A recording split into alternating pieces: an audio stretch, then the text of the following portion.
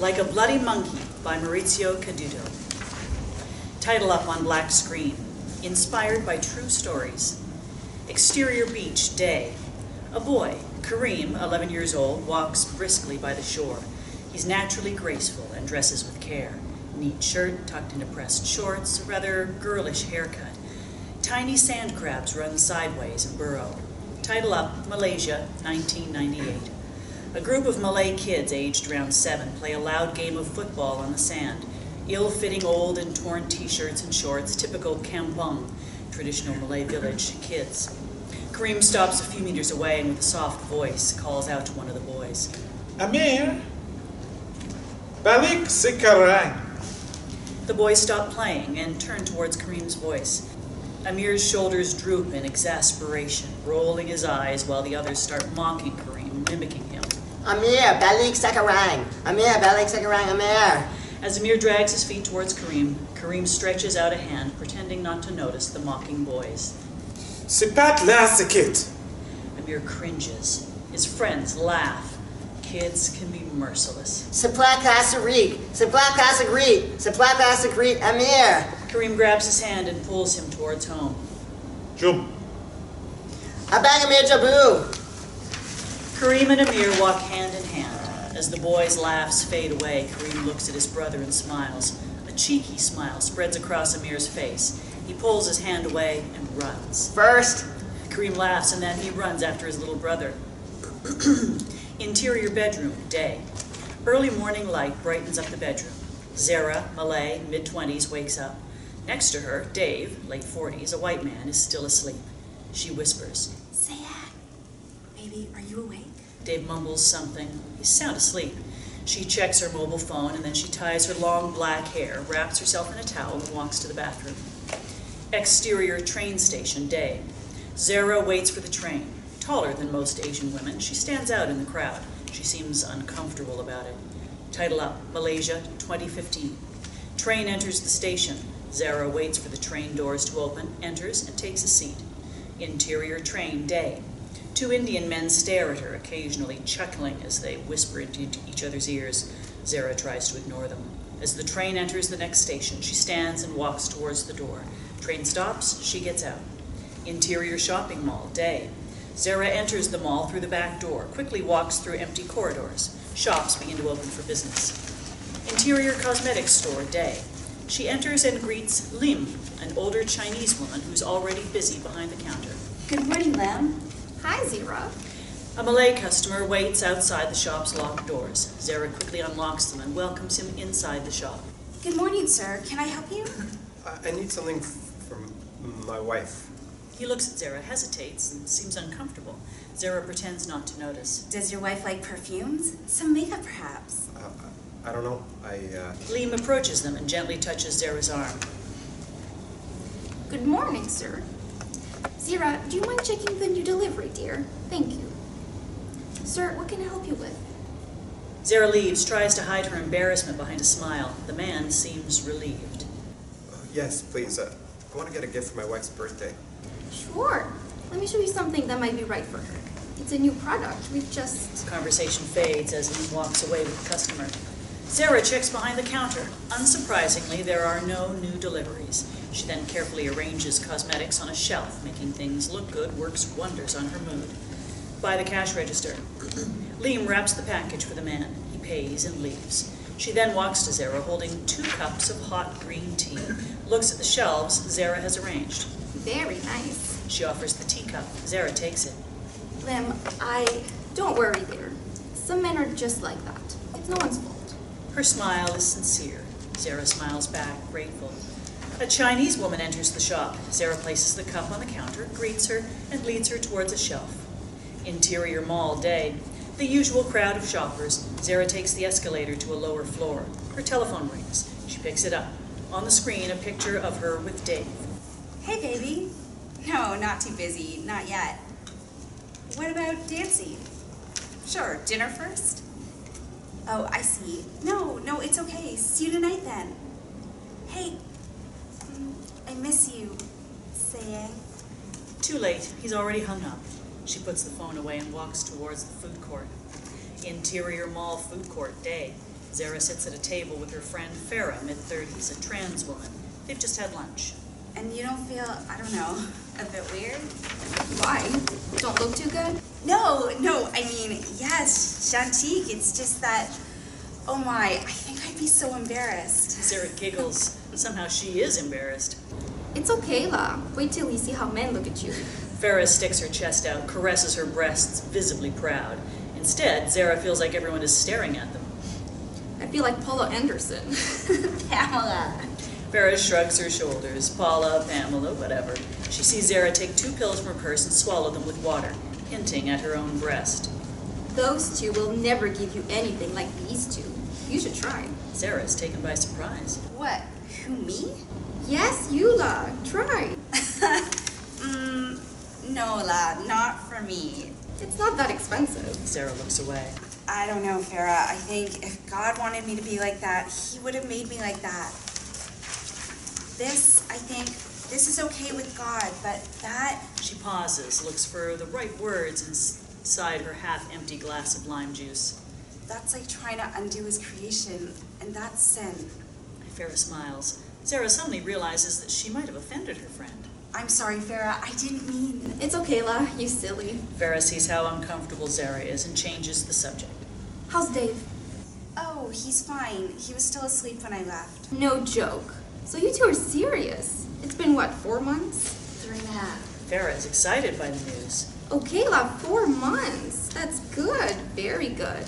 I'm glad for you. Zehra seems cagey. I don't know. Maybe he's just... Why so negative, Eula? Zehra looks away, shy. Farah feels protective towards her. Dave seems a good mazeli. You two make a nice couple. I hope so. Anyway, we go dancing tonight. Do you want to join us? Ha, I wish.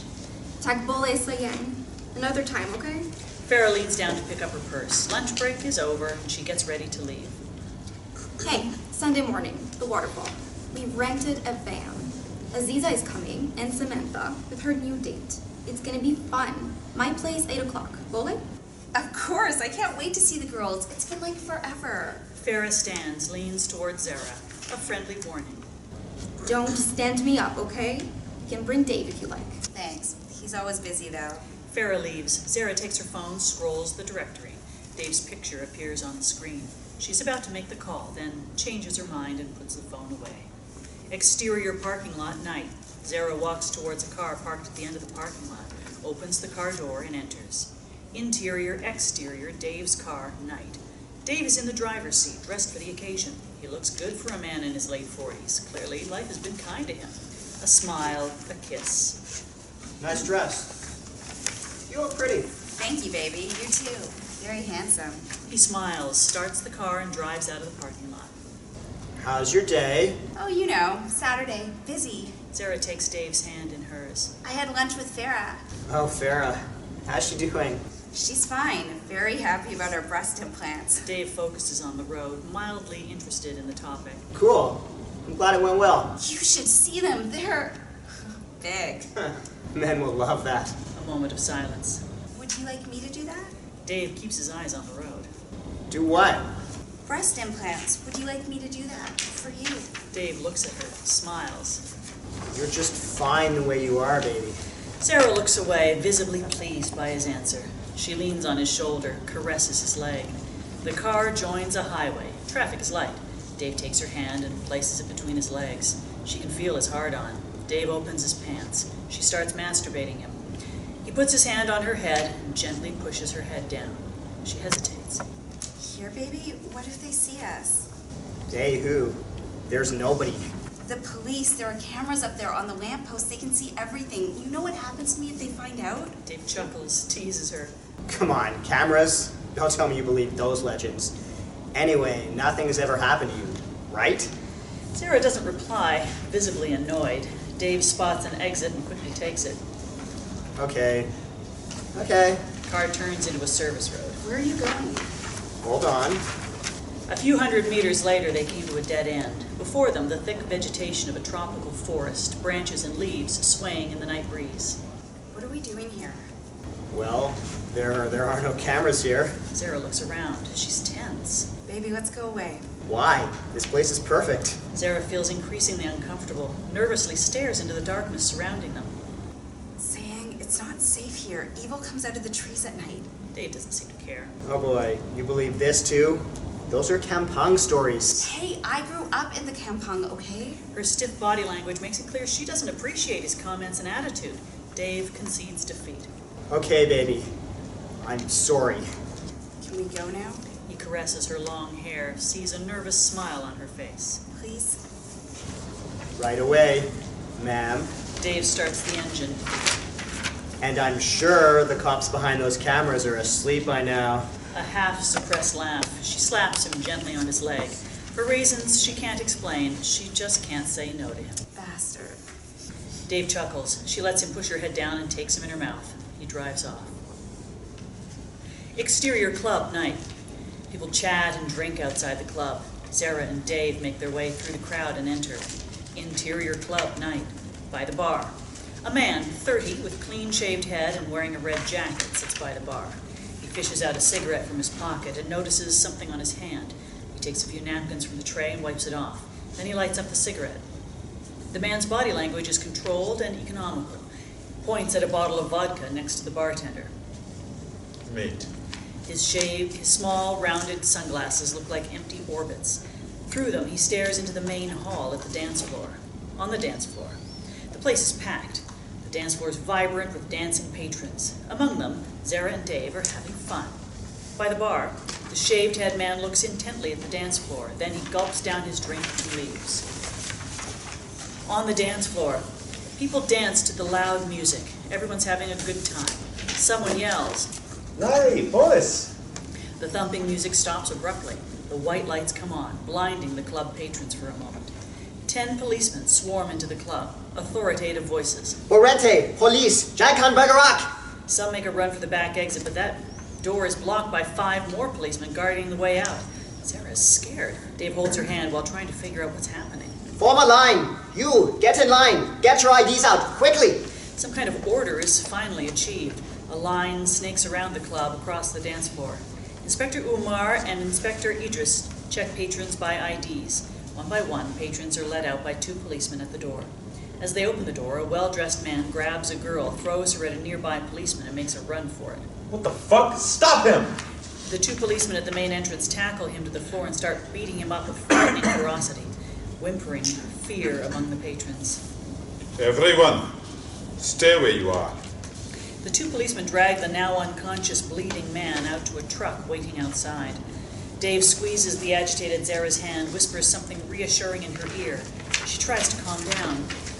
The ID inspection continues and patrons are allowed to leave. The club crowd thins.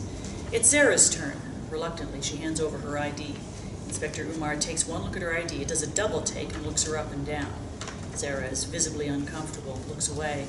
Confidently, Dave steps forward. Something wrong, officer?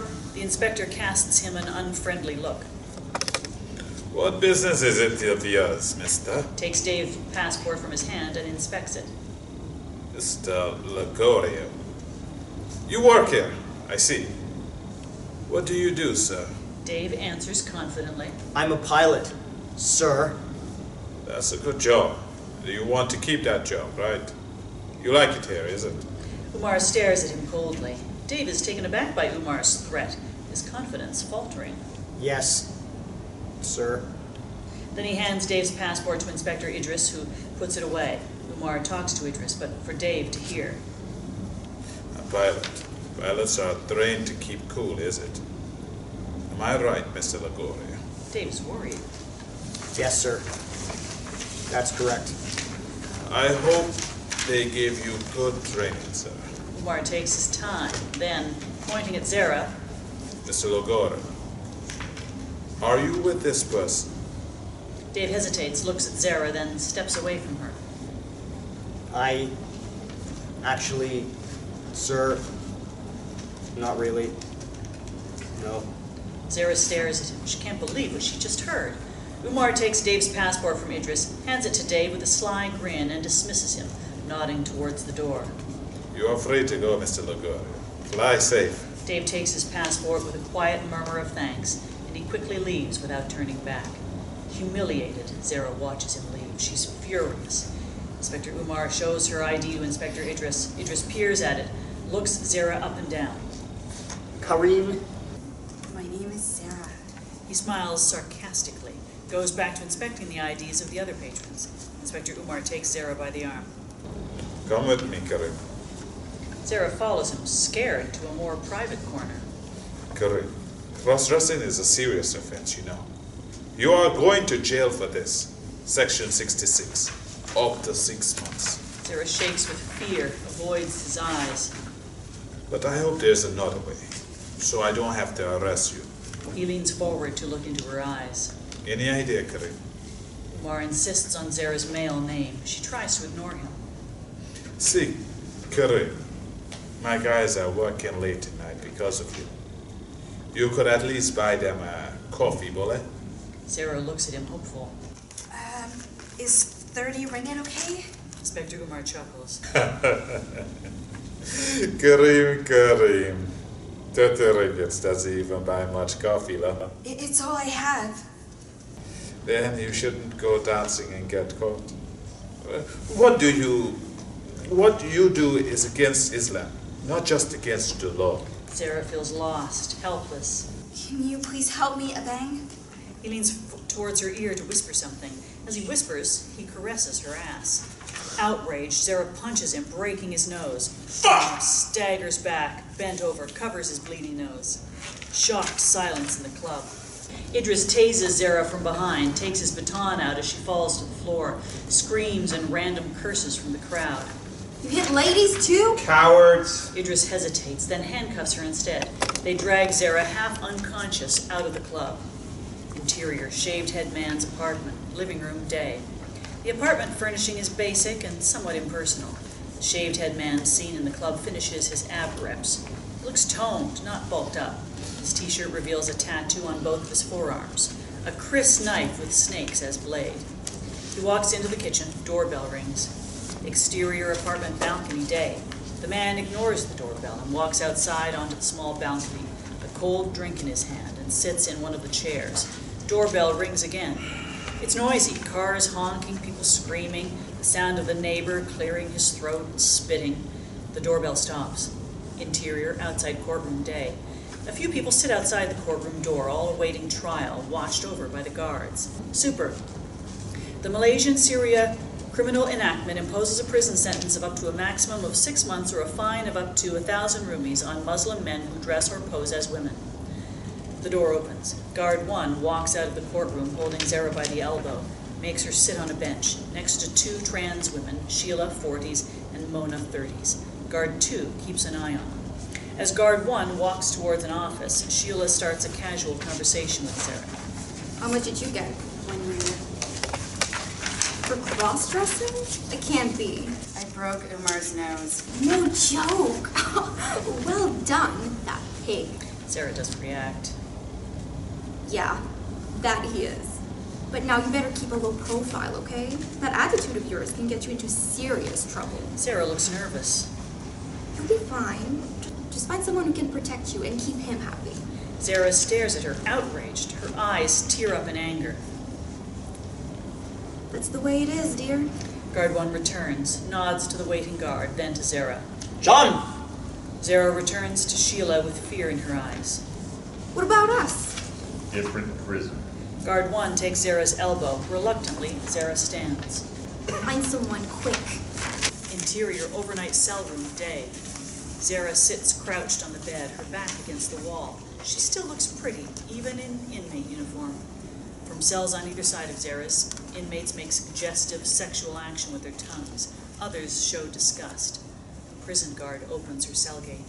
Visitor. Zehra stands up, surprised and hopeful. Who is it? Must be a handsome man. Zehra follows him. Interior visitor hall, day. Zehra enters the empty visitor hall. Wait here. She sits at a long table with chairs on either side of it. The guard locks the door behind her. Zehra looks at the other door in anticipation. Could it be Dave? He must have been so worried. She'll forgive him, yes. The door opens. She gasps in dismay as she recognizes Inspector Umar, except now his nose is bandaged. He locks the door behind him. He has a taser in his hand. What are you doing? Umar approaches, a malicious smile spread across his face. Zehra screams just before he tases her. Later, Zehra rouses to find herself handcuffed to the table, pinned down onto the table surface in a daze not comprehending. Jerking movements, thudding rhythmic sounds. Inspector Umar is raping her. Pounding stops. She can hear the zipping up of trousers. Only then does she realize what's happening. She struggles against the handcuffs, trying to free herself. You son of a bitch! He leans forward, grasps her chin. Enjoy the ride, Curry. As Zehra screams her lungs out, the door opens and closes. You'll go to jail for this! Alone, out of breath, nothing happens. The door opens, unable to turn her head. She screams, struggles, pulls at the handcuffs. You can't do this to me! Footsteps approach her. A man appears at her peripheral vision, stops at the front of the table, and sits down.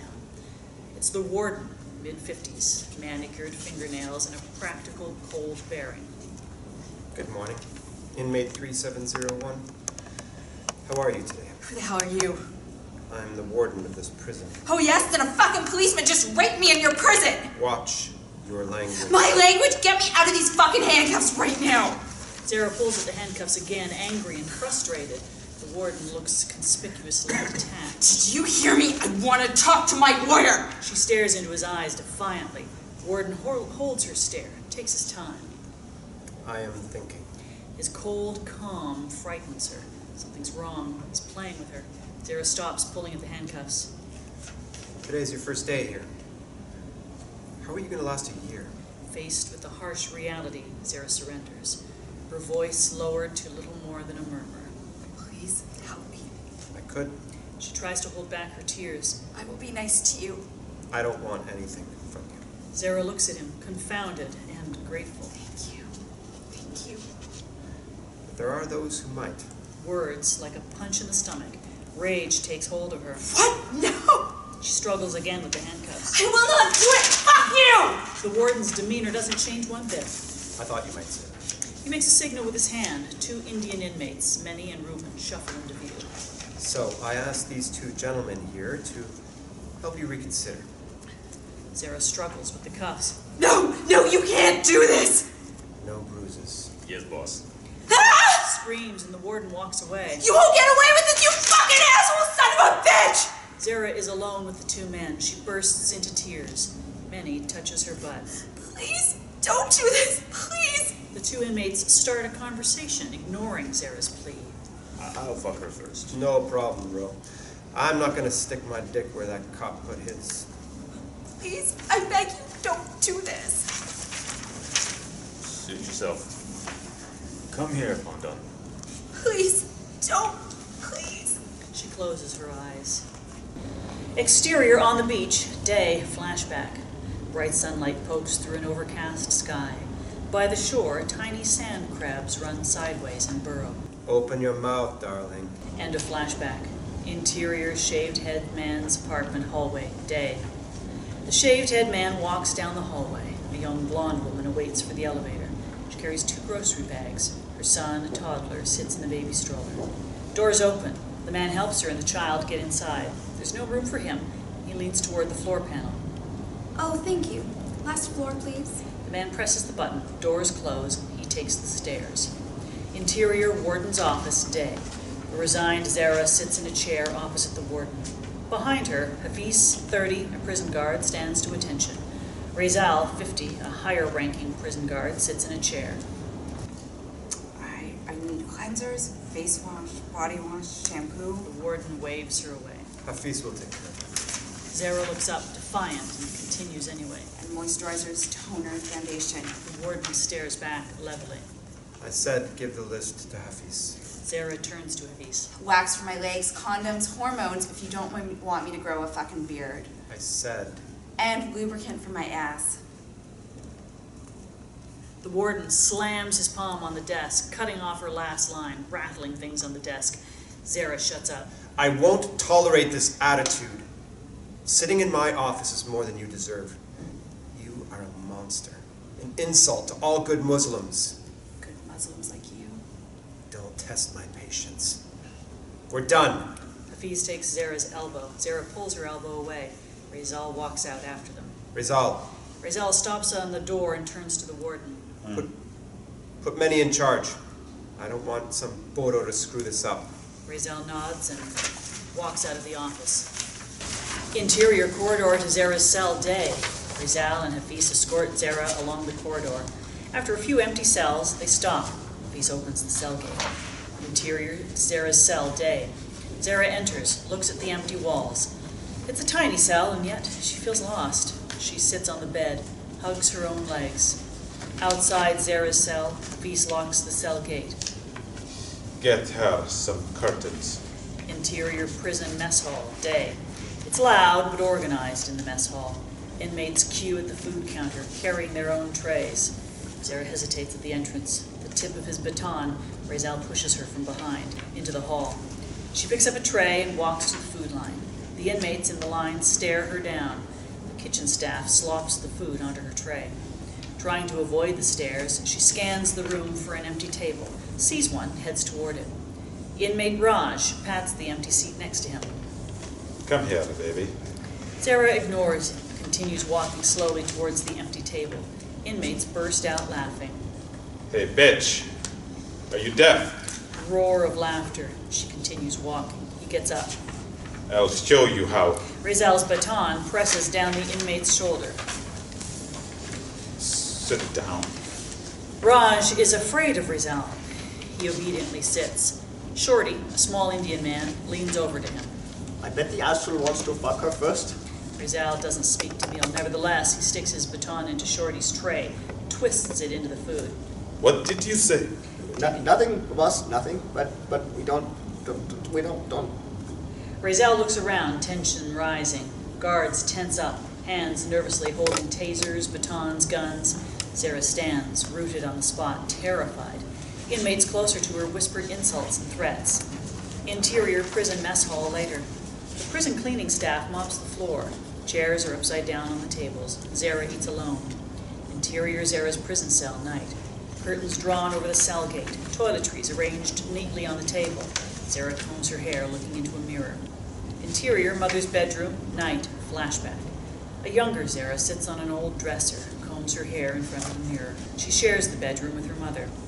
She's tense, bruises on her face. Mother sits next to her. Let it be, Sayang. They slapped me, Drew.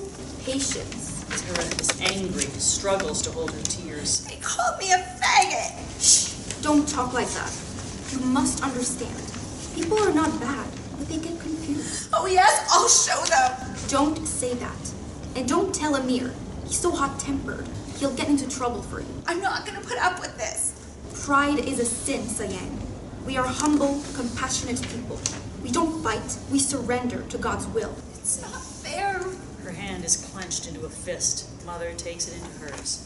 If this is the life that God has chosen for you, then everything that comes with it is also God's will, and you must accept it. I will not. Mother caresses Zehra's head as she leans on Mother's shoulder, sobbing softly. Lights out. End of flashback.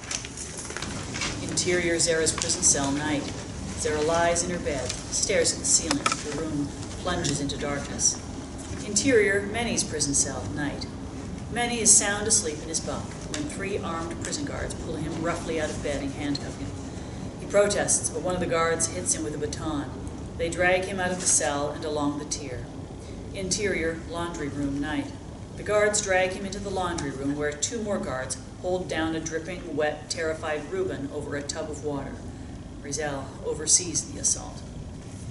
What happened today in the visitors' room? But it was the warden. The 2 guards cut him off by pushing his head into the water, holding it under as he struggles violently. They pull him up again, choking and gasping for air. What happened in that room? The warden said. Again, the guards push his head under water, holding it under. Menni shifts and glances around the room, catching sight of a man smoking in the shadows at the far end of the room. At Raphael's signal, the guards pull the choking and crying Reuben up again. Raphael turns to Menni, who has realized what's going on. What happened in the visitors' room this morning? Menni looks unfazed as he replies. Nothing, boss. Nothing happened. Raphael stares at him, then turns his gaze to Reuben, who's been paying attention. Is that right? Yes, boss. Nothing happened, boss. You're in charge of inmate 3701. Make sure business runs smoothly. No credit, no beating. All inmates will keep their mouths shut about this. Not one word gets out of here. They talk, you pay. Yes, boss. Take them back. They leave. Raphael turns his gaze towards the shadows at the end of the room where the man is smoking. At the back of the room, Raphael walks towards the man. It's the warden. So, Raphael intentionally avoids looking at the warden. no one will talk. Are you sure? Raphael seems unfazed by the warden's seeming lack of trust. No one will talk. You better be sure. The warden leaves. Interior Zehra's cell, day. Zehra is half asleep in her bed. Exterior forest, night, dream. She dreams of the tropical forest she had seen from Dave's car. Branches sway in the night breeze as she steps out of the car and into the ominous darkness. The sound of her cell gate being unlocked. Interior Zehra's cell, day. Zehra opens her eyes and is surprised to see Hafiz enter with a tray of food in his hands. Hafiz places the tray on the table. She looks at him inquisitively as he walks out. Warden's order. Your safety, love. Zehra watches him leave. Then she pops 2 pills into her mouth and swallows them with a gulp of water. Exterior courtyard, day. Inmates fill up the courtyard. Menni sits with Reuben, Raj, and a Chinese inmate, Chang. Shorty approaches them. Hi, Menni. How are you? What do you want, Shorty? Shorty looks around at the other inmates, embarrassed. They chuckle and tease him. They know what he wants. Say, Menni. Say, Come on, Shorty, don't be shy. Menni, you signed me up on that disc, Corla? What for, Shorty? We all know. Shut up, bro. You got the money? Shorty takes some money out of his pocket, passes it to Menni, trying to look inconspicuous, but he's hopelessly clumsy. For when? Say, tonight? I could do tonight? Sure or not, you're not going out tonight. Menni and the other inmates laugh. Poor Shorty. I mean, say, Menni, if you have an opening? Oh, Menni, you have an opening, is it? Inmates laugh harder. Menni darts a glance at Shorty. Sorry, Menni. I mean, opening for, you know. He nods in the direction of a corner where Zehra sits, Hafiz standing next to her. Menni holds his stare, deliberately prolonging Shorty's embarrassment. Then he laughs. Shorty smiles, relieved, looked at Zehra, visibly aroused. Hey, Shorty, relax, okay? Yeah, no refunds if you shoot too soon. Roars of laughter. Menni writes on his notebook. You're on, Shorty. Okay, thank you, Menni. Thank you. Yeah, now fuck off. Shorty leaves. The siren goes off and everyone gets ready to go back to their cells. Menni studies at the list, counts the money, slips some into his pocket, then rips the page out of his notebook and folds the rest of the money inside it. He chuckles, mimics Shorty. I could do tonight. Motherfucking joker. Let's get the fuck out of here. He stands up and leaves. A Chinese inmate approaches him and tags along. Menni, put me in the list for tonight, bro. List is closed. Tomorrow. But got money la. Jerk off and save, bro. Hayoo! The inmate leaves. Menni spits. Fucking Achai.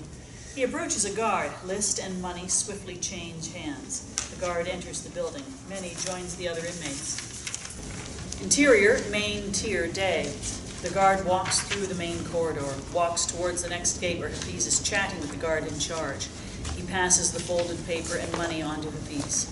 Hafiz checks the list, counts the money, gives some to both guards, then he gestures for the guard to open the gate.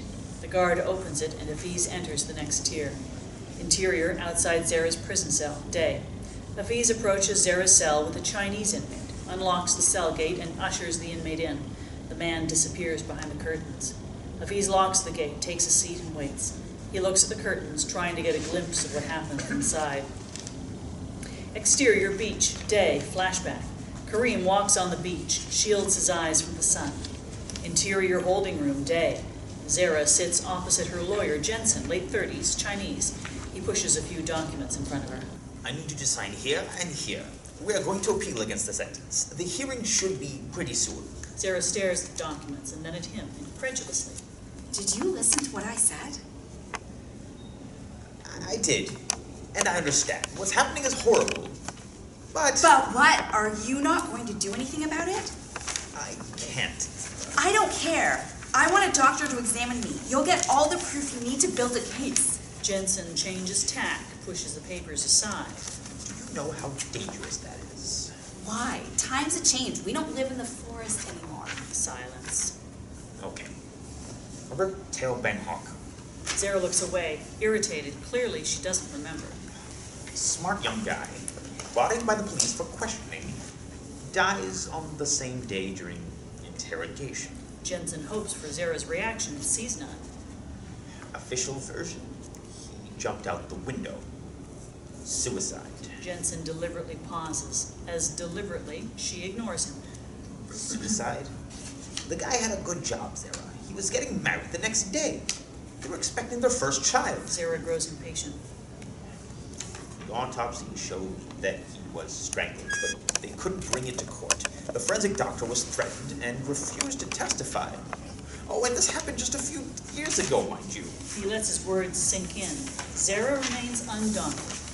So the same law that throws me in here cannot protect me? Zehra, in the last 10 years, more than 240 people have died in this country while in custody or under incarceration. No one ever went to jail for these deaths. Do you see what you're up against? Zehra remains obstinate. I want you to try. Then I'll send you another lawyer.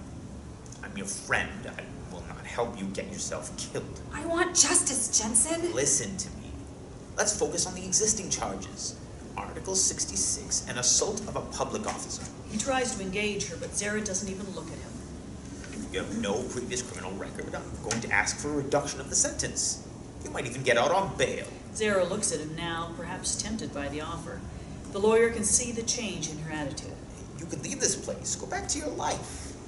He takes the pen and offers it to her. Sign here, Zehra. Please. She stares at him for a long time. There's no justice for those like me. She takes the pen and signs. Jensen takes the papers, puts them back into his briefcase, speaking perfunctorily. I'll keep you updated. I can't promise anything for now, but it's worth a shot. He gets up and knocks on the door to be let out. In the meantime, please, don't do anything foolish. Interior visitor room day. The room is full of visitors, snatches of the conversation. Table 1, a Chinese inmate and wife. She's sick again, and I can't take time off anymore. Leave. Table 2, Raj and his wife. They're going to repossess the car this Monday. Fuck them. Table 3, a Malay inmate, Faisal and his Indian buddy. Is it bad? Yalla. Still in a coma. Table 4, a Malay inmate and his mother. He was ashamed of his own son, that's why.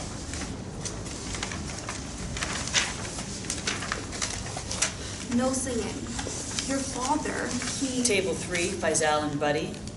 And they never found you. Or the money. Sure you're safe. I'm good, bro. I'm good and great. Table 2, Raj and his wife. Here. Raj passes her some money. She hides it under her dress. Table 1, Chinese inmate and his wife. Lee, I can't do this. I want... Fushi, please. Don't say this. Table 2, Raj and his wife.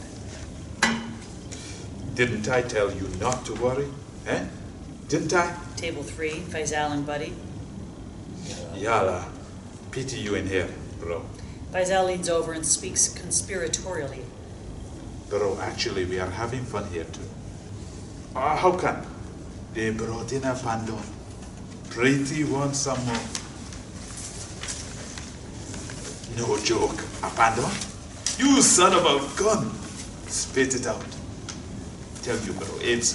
Faisal is about to brag, and then he notices Raj at the next table staring hard at him. He shuts up quickly. His behavior changed. He stands up. Got to go, bro. Thanks for coming. He walks out of the room, leaving his friend dumbfounded. Exterior courtyard day. Menni sits on a bench with another inmate. Raj joins them. How's my sister? She's okay. Those fuckers at the bank are giving her a hard time. Did you for the money? Yeah. Thanks, bro. Bro, we got the problem. Get lost. The inmate leaves. Menni turns his attention to Raj. Interior shower at night. Faisal has just finished showering and towels himself off, not noticing the group of inmates approaching him. He turns around and sees them, catches sight of Raj among them, and realizes the trouble he's in. Two inmates grab him. He struggles to be free. Raj punches him hard. The group opens up to allow Menni through. He holds a rudimentary knife. Faisal struggles even harder, scared. No, please, damn it. I didn't say nothing. Menni pulls the towel off him and stuffs it in his mouth, muffling his voice. Keep your fucking mouth shut, or I'll shut it for you forever. Menni slashes at the area of Faisal's groin. They release him and leave. Faisal drops onto the floor, clutches his groin in a pool of blood, muffled crying. Interior, Zehra's prison cell, day. Zehra pops 2 pills. As she drinks a glass of water, a click in the gate. Zehra turns toward the curtain. The guard enters the cell. Visitor. But it's not visiting day. You have a visitor. Now tense. Who is it? I don't have that information. Let's go. Reluctantly, she gets up. Interior corridor towards visitor hall, day. Zehra walks tentatively along the corridor, fearful. They arrive at the visitor hall's door. The guard opens it. Interior, visitor hall, day. Dave stands up as Zehra enters the empty room. Tries to give her a hug, but she steps away. The guard raises his baton. No touching. Sorry. Zehra takes a seat across from him. She doesn't look at him. Dave feels awkward. A stilted conversation ensues. Hi. It's not visiting day. How did you get permission? I know someone. Of course. People like you always know someone. Another awkward moment. Farah sends hugs. She's sorry she can't visit you here. This is not a safe place for her either. Zehra doesn't seem to even acknowledge his presence. Your mother sends love and wants you to look after yourself. For a fleeting moment, his words seem to get her attention. I wanted to bring her with me, but Farah said she's not well. Zehra tenses up but refrains from asking for details. But she promises that she'll visit you as soon as she gets better. Zehra looks troubled by the news but refuses to look at him. How are you, Zehra? She doesn't answer. There's a pack of cigarettes next to Dave. She takes one. He instinctively proffers a light. Do you smoke now? She doesn't accept it. Instead, she plays with the cigarette. No, and it's no smoking in here. Do they treat you well? Sure. Really? You look skinnier. Pale. No answer. Her fingers playing with the unlit cigarette. I guess I owe you an apology. Zehra stares stonily at him. I'm so sorry I didn't help you that night, baby.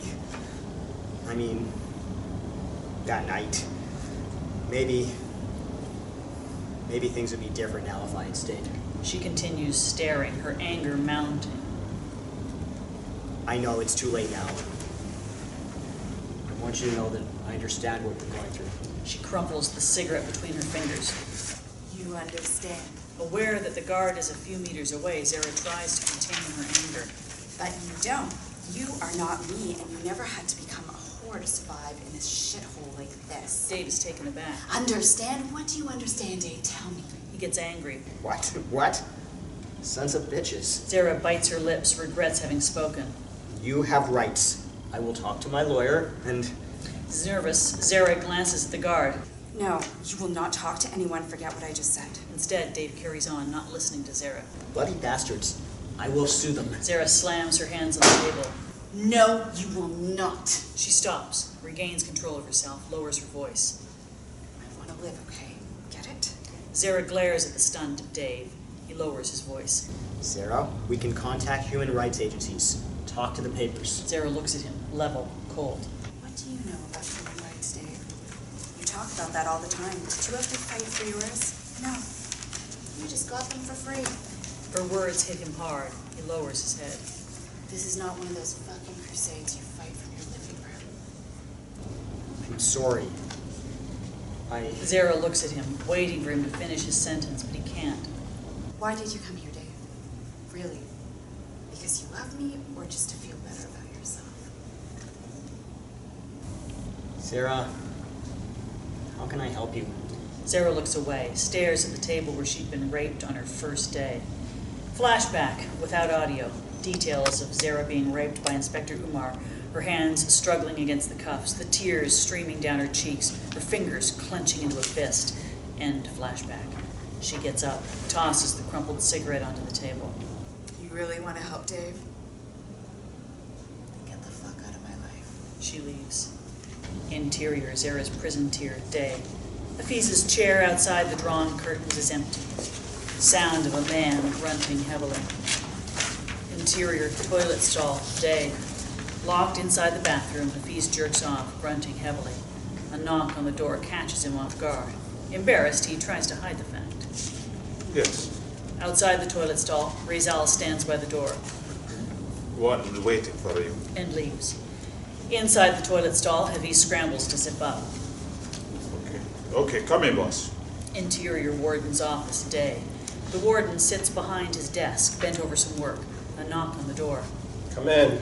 The door opens. Hafiz enters, meek and docile-like. Boss? He shuts the door, takes a wad of money and Menni's note out of his pocket, slides it towards the warden. The warden checks the list, counts the money, then slides a few bills and the list towards Hafiz, slyly winking at him. Bring your family out tonight. Alhamdulillah. Thank you, boss. Hafiz slides the money and the list, nodding and grinning at the warden. Then he turns to open the door. Too bad inmate 3701 might be leaving us soon. Hafiz turns to the warden, a subtle change in his expression, surprise, even disappointment. How come, boss? Still got time left. Warden scrutinizing Hafiz's reaction. They are appealing against the sentence. Didn't you know? Too bad, Hafiz thinks, shrugging. What to do? It's God's will. The warden scoffs at him and waves him away. Hafiz leaves. Interior, cell tier, gate, day. Chang stops at the gate with his mail trolley. The guard on duty is about to let him in when Hafiz arrives. Hafiz hands some money to the guard, then throws Menni's list into a bin. Chang pretends not to notice. The guard opens the gate, lets Chang and Hafiz into the tier. Interior prison shower, night. The shower area is empty aside from the lone figure of Zehra showering. Hafiz smokes a cigarette by the entrance, spies on her. Exterior forest, night, dream.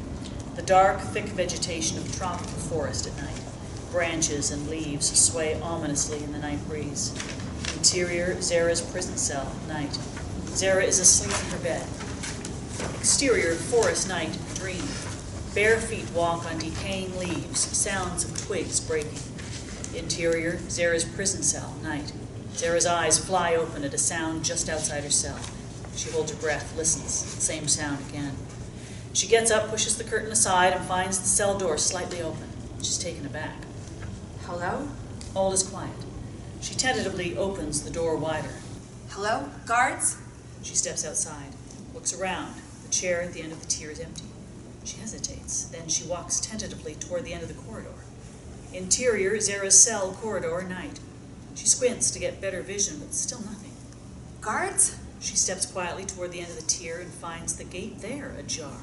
It swings open at her touch. She peers out. Nothing. She steps into the main corridor. Hello? Guards? Interior, main corridor, night. She takes a few steps down the darkened corridor, passes by a cell, catches a glimpse of the occupant lying in bed. Go back. A sudden realization, Zehra turns around quickly and runs back towards her cell. A blinding light floods the entire floor. Zehra yelps in surprise and covers her eyes. 2 guards rush at her, grab her, push her down to the floor. Don't move. Stay down. The guards pin her down, handcuff her. No, wait! She searches desperately from her limited viewpoint, sees Raphael nearby. Help me, it's a mistake! Raphael comes closer, in a neutral tone. Pull her up. She's pulled up, roughly to her feet. Their eyes meet. Please, help me. Raphael unmoved. Take her away. Panic in her eyes, Zehra tries not to fall as the guards shove her along. She looks frantically around, Help me! Help me! but she sees mostly apathy and some contempt. Exterior parking lot, day. Hafiz parks his car, walks toward the prison office. Interior corridor, outside holding room, day. He enters and is taken aback by the commotion. The guards from last night walk past him towards the exit, mumbling tiredness, ignoring him. He spies Raphael standing at the door of the holding room, What's up, boss? thumbing the guards from last night. Warden still here. Raphael responds by opening the door to the holding room. Inside, Zehra sits handcuffed, head drooped low, hair covering her face. Yeah, what happened? Tried to escape. A lot back. The warden arrives. Raphael opens the door wider for the warden and follows after the warden into the room. How can? She only had a short sentence left.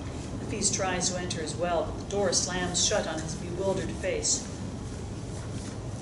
Interior holding room day. The warden sits opposite Zehra, shaking his head. What are you thinking? Zehra looks up, stares at him.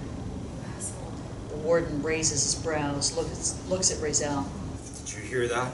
Raphael looks detached, not interested in the warden's game. Zehra sits up straighter, glaring at the warden. The warden's demeanor swiftly changes. No more games. Choose your words carefully. In this country, you get hung for slander. She fixes him with her eyes defiantly. Very well. Let's start this over. Common cell, common showers. He leans towards her. No Hafiz to watch over you. Free for all. He sits up again. Do you want this? Zehra lowers her head, defeated. I know you don't. The warden and Raphael leave. 2 guards enter, grab Zehra by her elbows. She lets them push her towards the door. After a few steps, she freezes, snaps her head to the side, anxiously staring at the corner behind her. The guards look at the wall. There's nothing there. What? Zehra looks tense. The guards push her forward. Exterior city street, night. A busy area popular with clubbers, fancy restaurants and bars, prostitutes, transgenders, catcalling the passing men. The shaved-head man enters a crowded club, sits by the bar. Next to him, a Thai prostitute sits on a man's lap. Not much can be seen of the man she's with other than he's having fun. There's a pack of cigarettes and a lighter next to him. The shaved-head man helps himself to one of the man's cigarettes and lights it up. The prostitute winks at him, giggles. He takes a selfie on his cell phone. Interior holding room day. Zehra sits opposite her lawyer, Jensen. But I didn't do anything. I was asleep. They staged it. I hear you, Zehra, but it's not a matter of what you did or didn't do. It's about what we can prove. They framed me, damn it. How can I open those gates without keys? They don't know. There'll be an internal investigation. But the point is, you were found sneaking out of your cell at night. Zehra sarcastically. Sneaking. You don't believe me? I do. Hell, I wish it counted for something. The lawyer ponders what to say, clearly at a loss for words. The hearing is off. We have to start over. Jensen, I have no money. Don't worry about the money. Farah offered to pay for it. Legal expenses only. I'll take care of the rest. A sad smile on her face. Farah, how's she? Oh, you know Farah. She's always fine. He smiles. They both relax slightly. How's my mother? She's still at the hospital. Getting better, it seems. She's in good hands. Silence. How many years am I looking at, Jensen? I don't know. Let us regroup. Maybe there's ground for another appeal. How many? It doesn't look good, Zehra. He'll never let me go, right? Jensen's troubled expression gives his thoughts away. He's found his cash cow. Don't say that. I will not stop until... All I have left now is my life. Until he takes that too. Jensen feels there's nothing else he can do there. Stands up. I'm sorry. I'll be in touch. He calls the guard and leaves.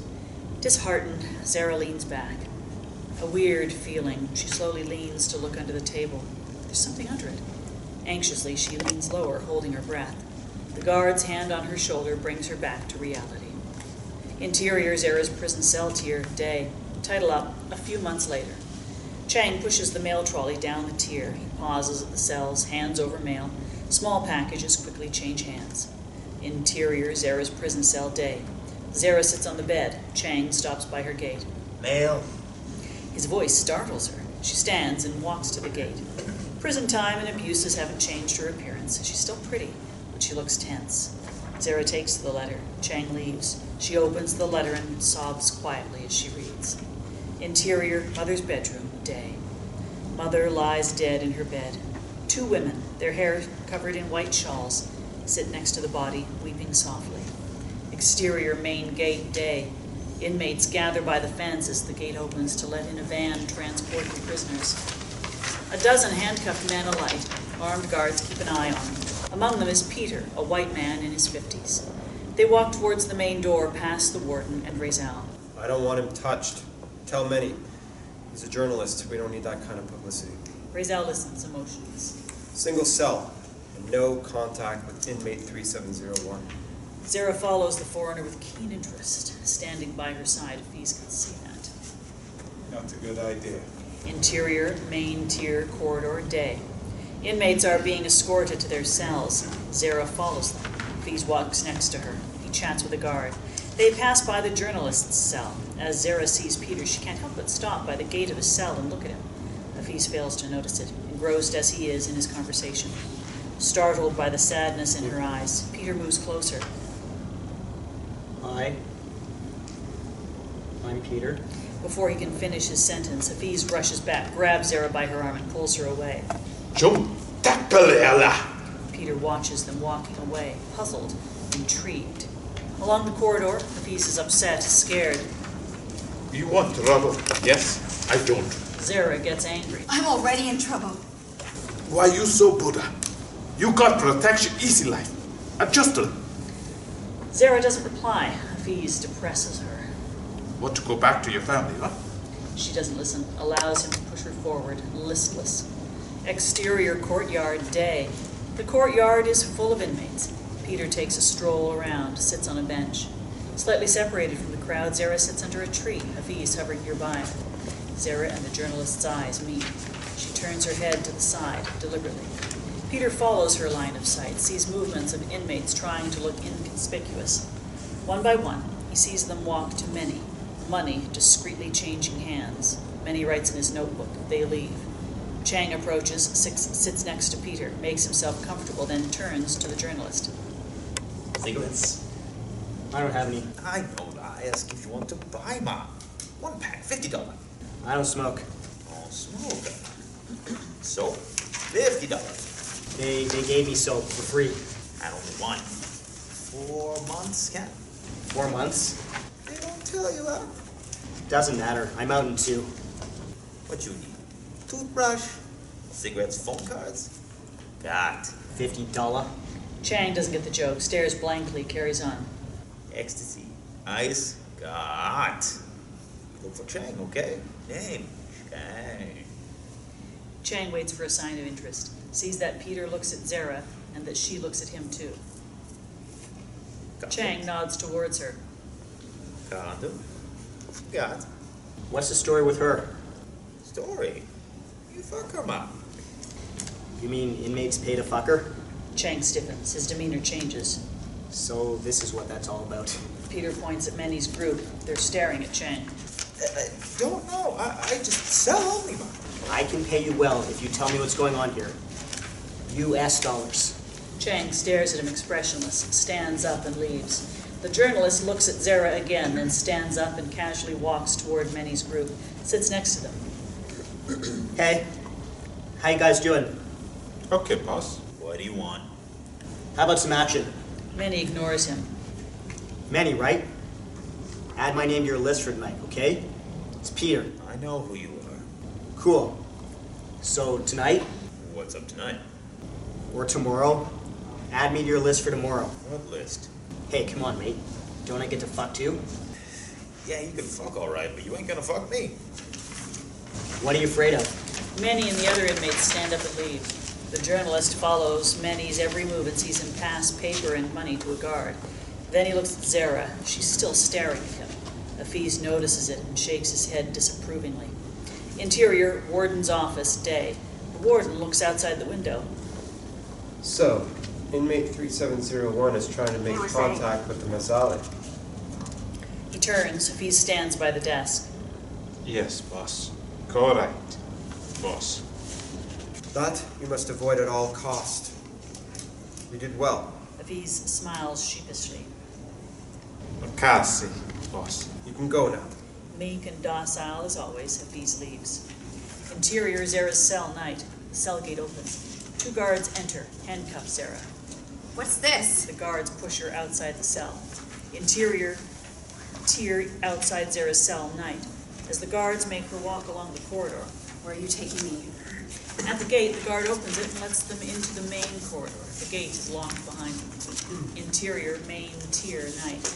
As they walk forward, Zehra gets more apprehensive. I don't understand. What's this? Fearing the worst is finally happening to her, she struggles to free herself from the guard's grip. No, please. I've been good. They reach the end of the tier and open a metal door. Interior, isolation ward, night.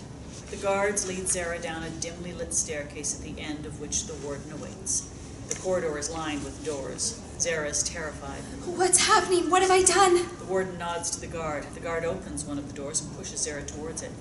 Inside the 10 by 10 foot windowless cell, 3 men sit on the floor. They look exhausted. No, please. I've done nothing. Zehra instinctively retreats, gagging at the stench. Tries to turn, but the guard holds her still. We call this the dark room. Not very imaginative, I know. The warden nods. The guard releases his grip on Zehra's arm. You can accommodate up to 10 inmates. Zehra turns to the warden, confused, tears in her eyes. Please, I've been good. The warden looks at her intently. Yes, I don't deserve to be punished. After all this time, you still don't know me? He pauses and studies Zehra's reaction. But I know you, and I know that you have tried to make contact with the Mazali. She looks away as if afraid he could see through her. He can't help you. Trying to avoid eye contact with the warden, Zehra glances at the inmates inside the cell. She cries. I can't take it anymore, please. Listen. Zehra forces herself to stop weeping. He's going to be here for 2 more months. Just 2 months. You can spend them in the comfort of your own cell, or in here, with the worst animals living in this prison. A defiant look appears on Zehra's face. I'm a human, you know. But she can't hold her tears any longer. Sobs desperately. Why are you doing this to me? I'm a child of God, too. The warden ignores her plea, turns to the guard. Let's give her a little taste of it, shall we? 1 night. Zehra screams as the guards push her inside the cell and lock the door behind her. The warden and the guards leave. Interior dark room, night. Zehra stands in the middle of the small cell, shaking, sobbing. She closes her eyes. The 3 men stare at her. Please, let me be. Please. Sit down, sister. We're not all animals, like that Buddha says. Zehra sits down, still shaking, cries quietly. Later, the corridor has plunged into silence. Zehra and the inmates have fallen asleep. She wakes up. Something blocks the light underneath the door as if someone were standing outside her cell. Who's there? No one answers. Who's there? Still no answer. The shadow moves. Someone walks away, but footsteps make no sound. A shiver runs down her spine. Who's there? Who is it? What do you want from me? One of the inmates wakes up. Please let us sleep. There's no one else here. Only us. The shadow returns and stops in front of her door. Zehra cries, shivers in fear, whispers. Please, leave me alone. Please. Interior, Zehra's cell, day. Hafiz opens Zehra's cell gate and lets Zehra in. Leslie, I bring lunch in a while. He locks the gate behind her and leaves. Zehra sits at the table. Her hand is shaking as she mechanically combs her hair. Then she stops, slowly turns to look at the corner behind her, scared, but there's nothing there. Exterior, shaved head man's apartment, parking lot, day. The shaved head man walks across the parking lot. Somewhere nearby, a car alarm blasts deafeningly. He approaches the elevator and hits the up button. A few meters away, a car screeches to a stop. Car door opens. A man yells in Tamil. Come back here, you rascal! The elevator door opens with a ding. Interior elevator, day. As the shaved head man enters, a 7-year-old child runs past him and squats in the corner of the elevator, scared. His father appears shortly after, running, one arm raised. Where are you? I'll show you. Wait! Wait! The shaved head man stretches toward the elevator buttons, presses the closed door button. Doors close. As the elevator climbs, the sounds slowly subside. The man looks at the child. He has relaxed, visibly. Then he looks ahead at the elevator doors. Detail of the closed doors. Flashback starts. Interior elevator day. Flashback. 20-year-old Amir, the eyes of someone who hasn't slept in days, carries a backpack. He stands next to a younger Zehra, now only 23 years old. Zehra smiles affectionately. We're almost there, Amir. Interior apartment floor, day, flashback. Doors open. Zehra and Amir walk along the corridor. They stop by the shaved head man's apartment door. Zehra finds the key and opens the door, lets Amir in. Interior apartment living room, day, flashback. The apartment is tidy, punctuated with little female touches here and there, and a big white teddy bear on the sofa. Here we are. Amir drops on the sofa. Zehra sits next to him. You can stay as long as you like. Amir looks tense. Zehra takes his hand in hers. Don't worry, Amir. No one will find you here. Amir hesitates for a moment, then hugs her, sobs quietly. She caresses his head, calms him down. It's okay, Singh. I'm here. End of flashback. Dissolve to interior apartment living room, day. The shaved head man sits on the sofa, stares blankly ahead. Doorbell rings. He ignores it as it rings again and again. Interior main corridor, day. Inmates walk in line towards their cells, escorted by guards. Chang and Peter among them. Zehra and Hafiz follow the group. At each gate, the guard in front opens it, lets everyone inside, and locks the gate behind them, then walks toward the next gate to unlock it. As Zehra looks ahead beyond the gate, she sees something in the corridor that scares her. Who's that woman? The guards and inmates look around, confused. They look beyond the bars and into the empty corridor. Who's that woman? Hafiz grabs her arm. What the woman? Zehra cannot answer, her eyes fixed ahead to the corridor. There, can't you see her? Guards, inmates all look at each other, confused and tense. What's all that blood? Filled with horror, one inmate whispers. Pantianak! Zehra screams. Tries to run away, frightened, but both gates are locked. Inmates move away from her, fear in their eyes, trapped in the space between the two locked gates. Pantianak, God save us! Hafiz holds her, but Zehra fights with all her strength. No! Let me go! Peter quickly runs to help Hafiz. Together they hold Zehra, but she fights like fury. Let me go! She's staring at me! She's here! For me! Why? I've done nothing! Nothing! Calm down. There's no one there. Zehra grabs his arms, looks straight into his eyes. Help me! Help! Hafiz tases her. Zehra falls to the ground unconscious. More guards rush in. They unlock both gates. Take her to the infirmary. Two guards take Zehra away, fear still in their eyes. Inmates form a line and follow Hafiz into the next corridor. What the hell was that? She saw a ghost. Ghost my ass. She saw a Pontianak. Get him. What? Hafiz looks slightly tense as he replies. A Pontianak. A ghostla. Looks like a beautiful woman then. Bullshit. She's losing it. You guys need to stop. Hafiz is upset by his reply. Then she become monster. Drink your blood, eat your inside. Hafiz's lack of empathy irritates Peter. He gets sarcastic. Oh yeah? And then? And then you are deadly. No shit, la. Hafiz dislikes Peter's lack of respect, coldly. But if you stab her behind her neck with a long nail, she stays like beautiful woman forever. Peter gives up, frustrated. She's losing her mind and you don't give a shit. But you must never take out the nail. Like your vampire then. He locks the gate with a smirk. You got long nails, my friend. No? Hafiz leaves with the inmates. Peter eyes Chang at the end of the line. As Chang passes near his cell, Peter grabs his arm. 300 American dollars. Chang stops, looks at the journalist.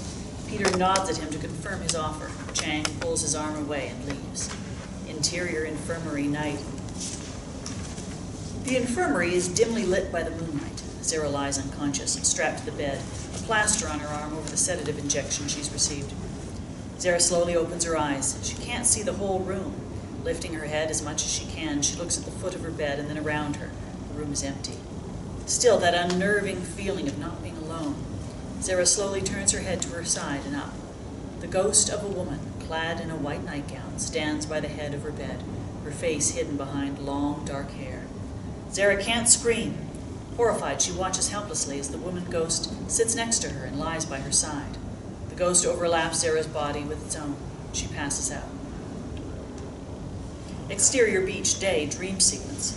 Bare feet walk on decaying leaves and twigs, towards a deserted beach at the end of the forest, swept by the wind. Loud sound of waves, trees swaying as the wind blows through the branches, foliage and debris swirling in the air. The ghost of a woman in a white nightgown exits the forest and walks on the beach. She stops by the shore, facing an eerily calm sea, in stark contrast with the loud sound of waves. She pushes her hair back, revealing her face. She is Zehra. Zehra arranges her long hair behind her neck. A weird feeling. She looks at her fingers. There's blood on them. She reaches out for the nape of her neck. Something's plunged deep into it. She pulls it out. It's a long nail covered with blood. She faints. Exterior beach, day, dream sequence. Deafening sound of wind and waves. Zehra lies on the sand. She's in unbearable pain. Screams at the top of her lungs, the nightgown smeared with blood. Intercut infirmary. Zehra tosses and turns in her sleep. Exterior sea, night, dream sequence. All is calm. The moon is high on a clear sky. Zehra wakes up on a bamboo raft adrift in the sea. A new-born baby boy sleeps in her arms. Naked, exhausted, Zehra falls asleep. Later, Zehra wakes up. 10-year-old Kareem lies naked next to her. Kareem leans over to kiss Zehra, and as he sits up, he has turned into sweet teenager Zehra. Intercut infirmary. Zehra turns and tosses in her bed. Exterior sea, day, dream sequence. Break of dawn. Zehra sits opposite the other Zehra, now as old as she is, a perfect replica in a white nightgown. She holds in her hand a long nail covered with blood. Confounded, Zehra looks at her own chest. Blood flows from many wounds as if she'd been stabbed repeatedly. She feels her life slipping away, leans forward. The other Zehra takes her in her arms. Zehra caresses her face. The last thing she feels under her fingers is a hole by the nape of the other Zehra's neck. Zehra closes her eyes and dies. End dream sequence. Interior infirmary, day, break of dawn. Zehra wakes up covered in sweat, tears in her eyes, her hands shaking. She calms down, her expression hardens. Interior prison cell, tier, day. Chang pushes the mail trolley down the tier, pauses at Peter's cell, gestures to get closer. Last week, huh? The journalist approaches the bars. Yeah, dollar. Yeah, 4 more days. He takes 3 $100 bills from his pockets and discreetly passes them to Chang. Chang takes a letter from the trolley and gives it to Peter. Wouldn't sell her for sex. Raphael and Hafiz also help. Chang leaves. Peter sits on the bed, looks at the letter. No stamp, addressee, no sender either. He opens it. Inside, a dozen crumpled small pages. Menni's ledger, each page with a date followed by a list of names, money paid, with different handwriting on the back of one page. 7031 Zehra Kareem bin Abdullah. Peter folds the pages and slides them in his pocket. Interior tattoo parlor, night. The shaved-head man lies face down on the bed. He smokes while the tattoo artist works at a tattoo on the man's back. Interior, courtyard to main gate, day. 2 guards escort Peter to the main gate. Carries a bag with his belongings. He's being released. Inmates gather close to the fences, watch him go. Raphael meets Peter and the guards halfway. The group walks past rows of inmates. Chang is among them. For a brief moment, the journalist and Chang's eyes meet.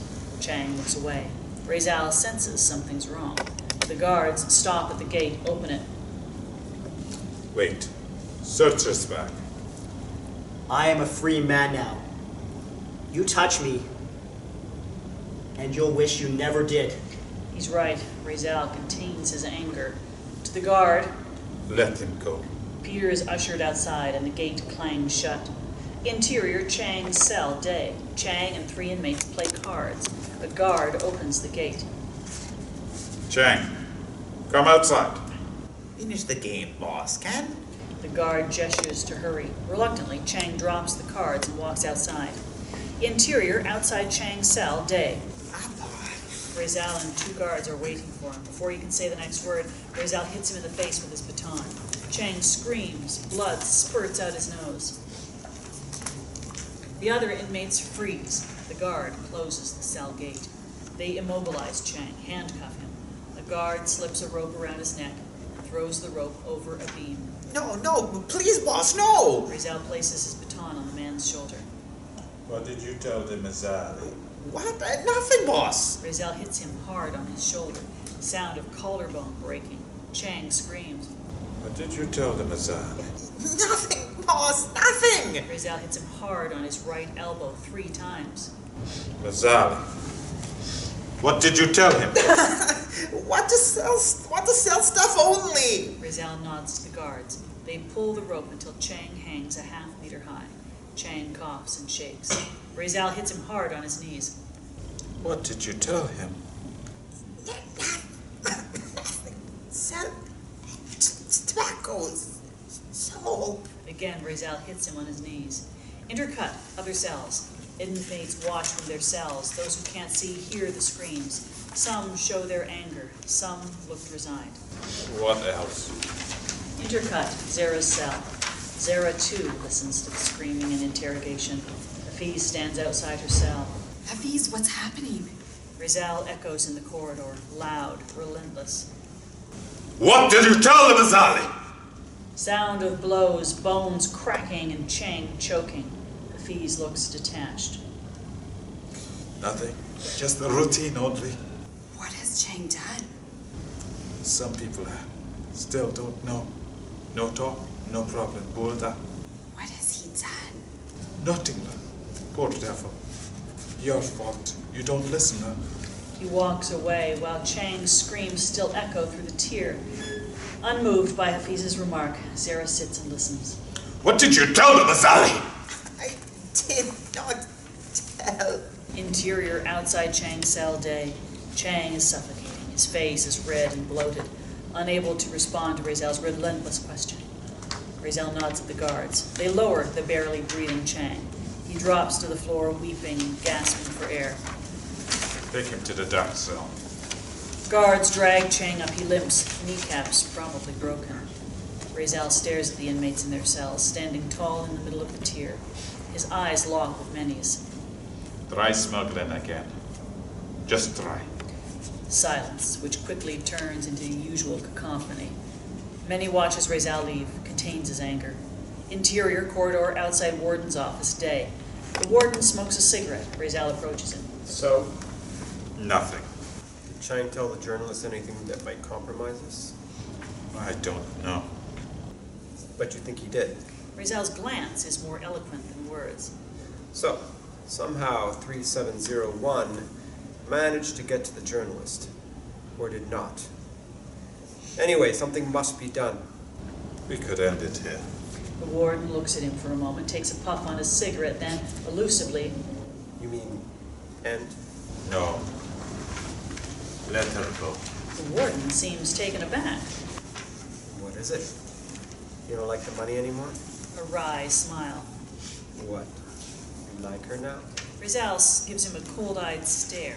The Warden stares back inquisitively. No, you don't. You pity her. Raphael doesn't react, but the Warden knows he's hit the nail on the head. You really believe her Pontianic's story? It's just a farce, can't you see?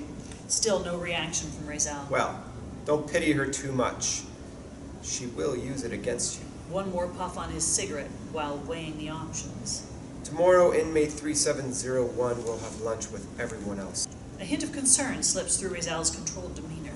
The Warden seems pleased to notice it. Whatever happens, keep Hafiz and the guards on a leash. The Warden leaves. Interior, Zehra's prison cell, day. An inmate sits upright at the edge of the bed, buttons up his trousers, fishes a cigarette out of his trouser pocket. What? Zehra shakes her head, looks into a compact mirror. The inmate lights up his cigarette. I'm leaving soon. Zehra continues checking her reflection in the mirror. I'll miss you. Zehra ignores him. How long you got left? 2 years and 3 months. You. He takes a puff, looks nervous as he speaks. We meet when you get out, will I? I wait for you. Can? Zehra points at his smoking. Menni's back in business. The inmate is taken aback, looks at the cigarette. What? This? No, that. My old stash. The inmate takes a long inhale, chuckles. Menni's done, and Chang is a dead man. I kid you not, that Chinaman better stay in the dark room. A silence. The inmate refers to his unanswered question. So, Aula, What? meet me when you come out, can? Zehra puts the compact mirror away, stares at the wall, ignoring him. Seeing her non-response, he calls Hafiz. Boss! Bitch. She ignores him, stares at the wall, details of the wall. Sound of the cell gate being unlocked, inmate leaves, gate being locked, footsteps fading in the distance. Fade to details of the wall. How's business, Menni? Standing by her bed, Menni's unbuttoning his pants. What? Come here, bud.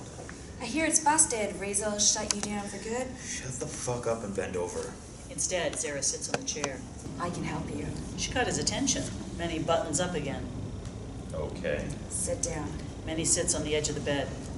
Chang is gone. Raphael keeps his eyes on you guys 24/7. You have no place to hide your goods and no ways to distribute them across tiers. He's got you by the balls. Am I right? I can fix that for you. What are you talking about? Put your guys on my daily list and give the stuff to them. I'll hide it here. Guards never check my cell. Then you send others to pick it up. Simple. Menni looks at her, pondering the offer. Too dangerous. If Raphael or the Warden find out, we're both dead. They will never find out if you do it right. Write your list like you do every day. The usual names, how much they pay. You know all that. You just have to add some of your guys to the list. Not too many. 2, 3 a day at most. Don't be greedy. Zehra pauses, waits for Menni's answer, then... And make sure no one talks. Can you do that? Menni chuckles.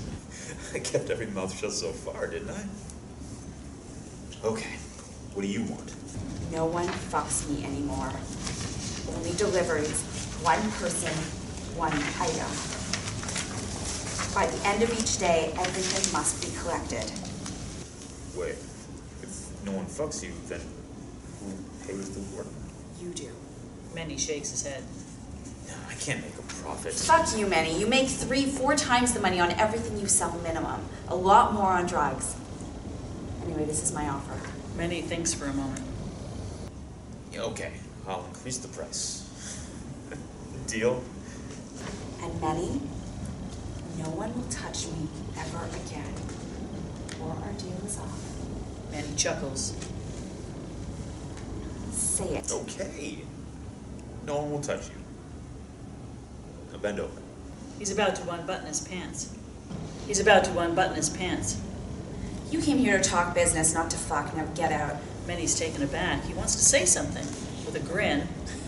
King bitch. Boss. You'll know when we start. Hafiz opens the door and lets him out. Zehra sits on the bed, closes her eyes, a sigh of relief. Interior, Zehra's corridor, day.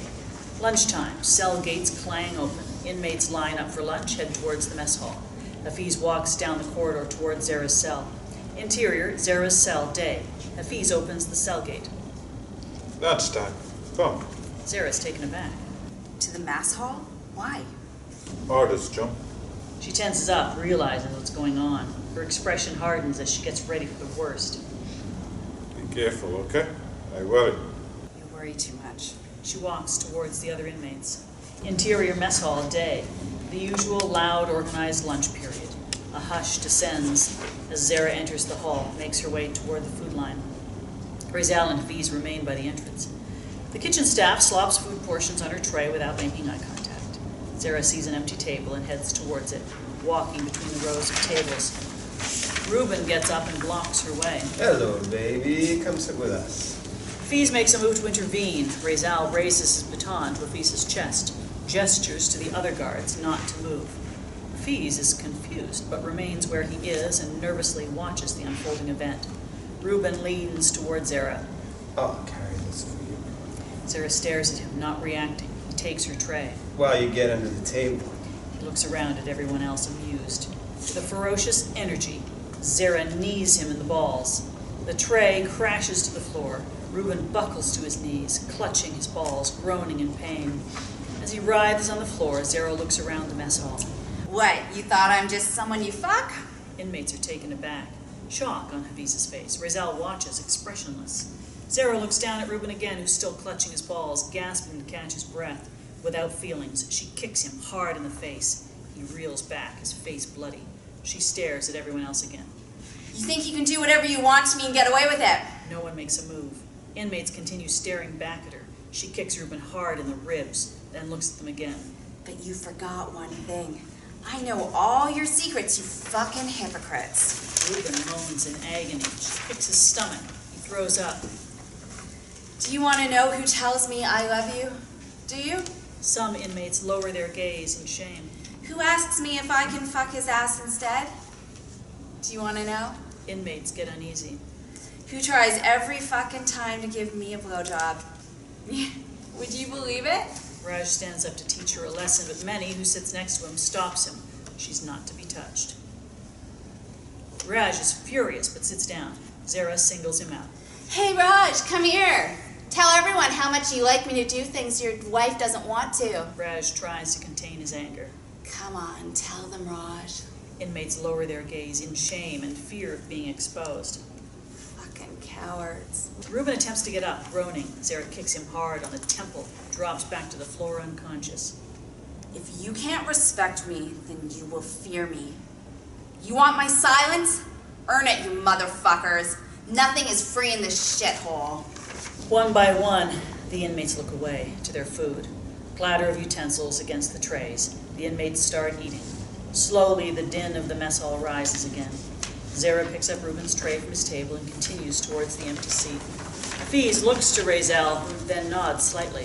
Hafiz then signals to 2 guards for assistance. The 3 of them rush towards Reuben, lift him by his armpit, and drag him towards the exit.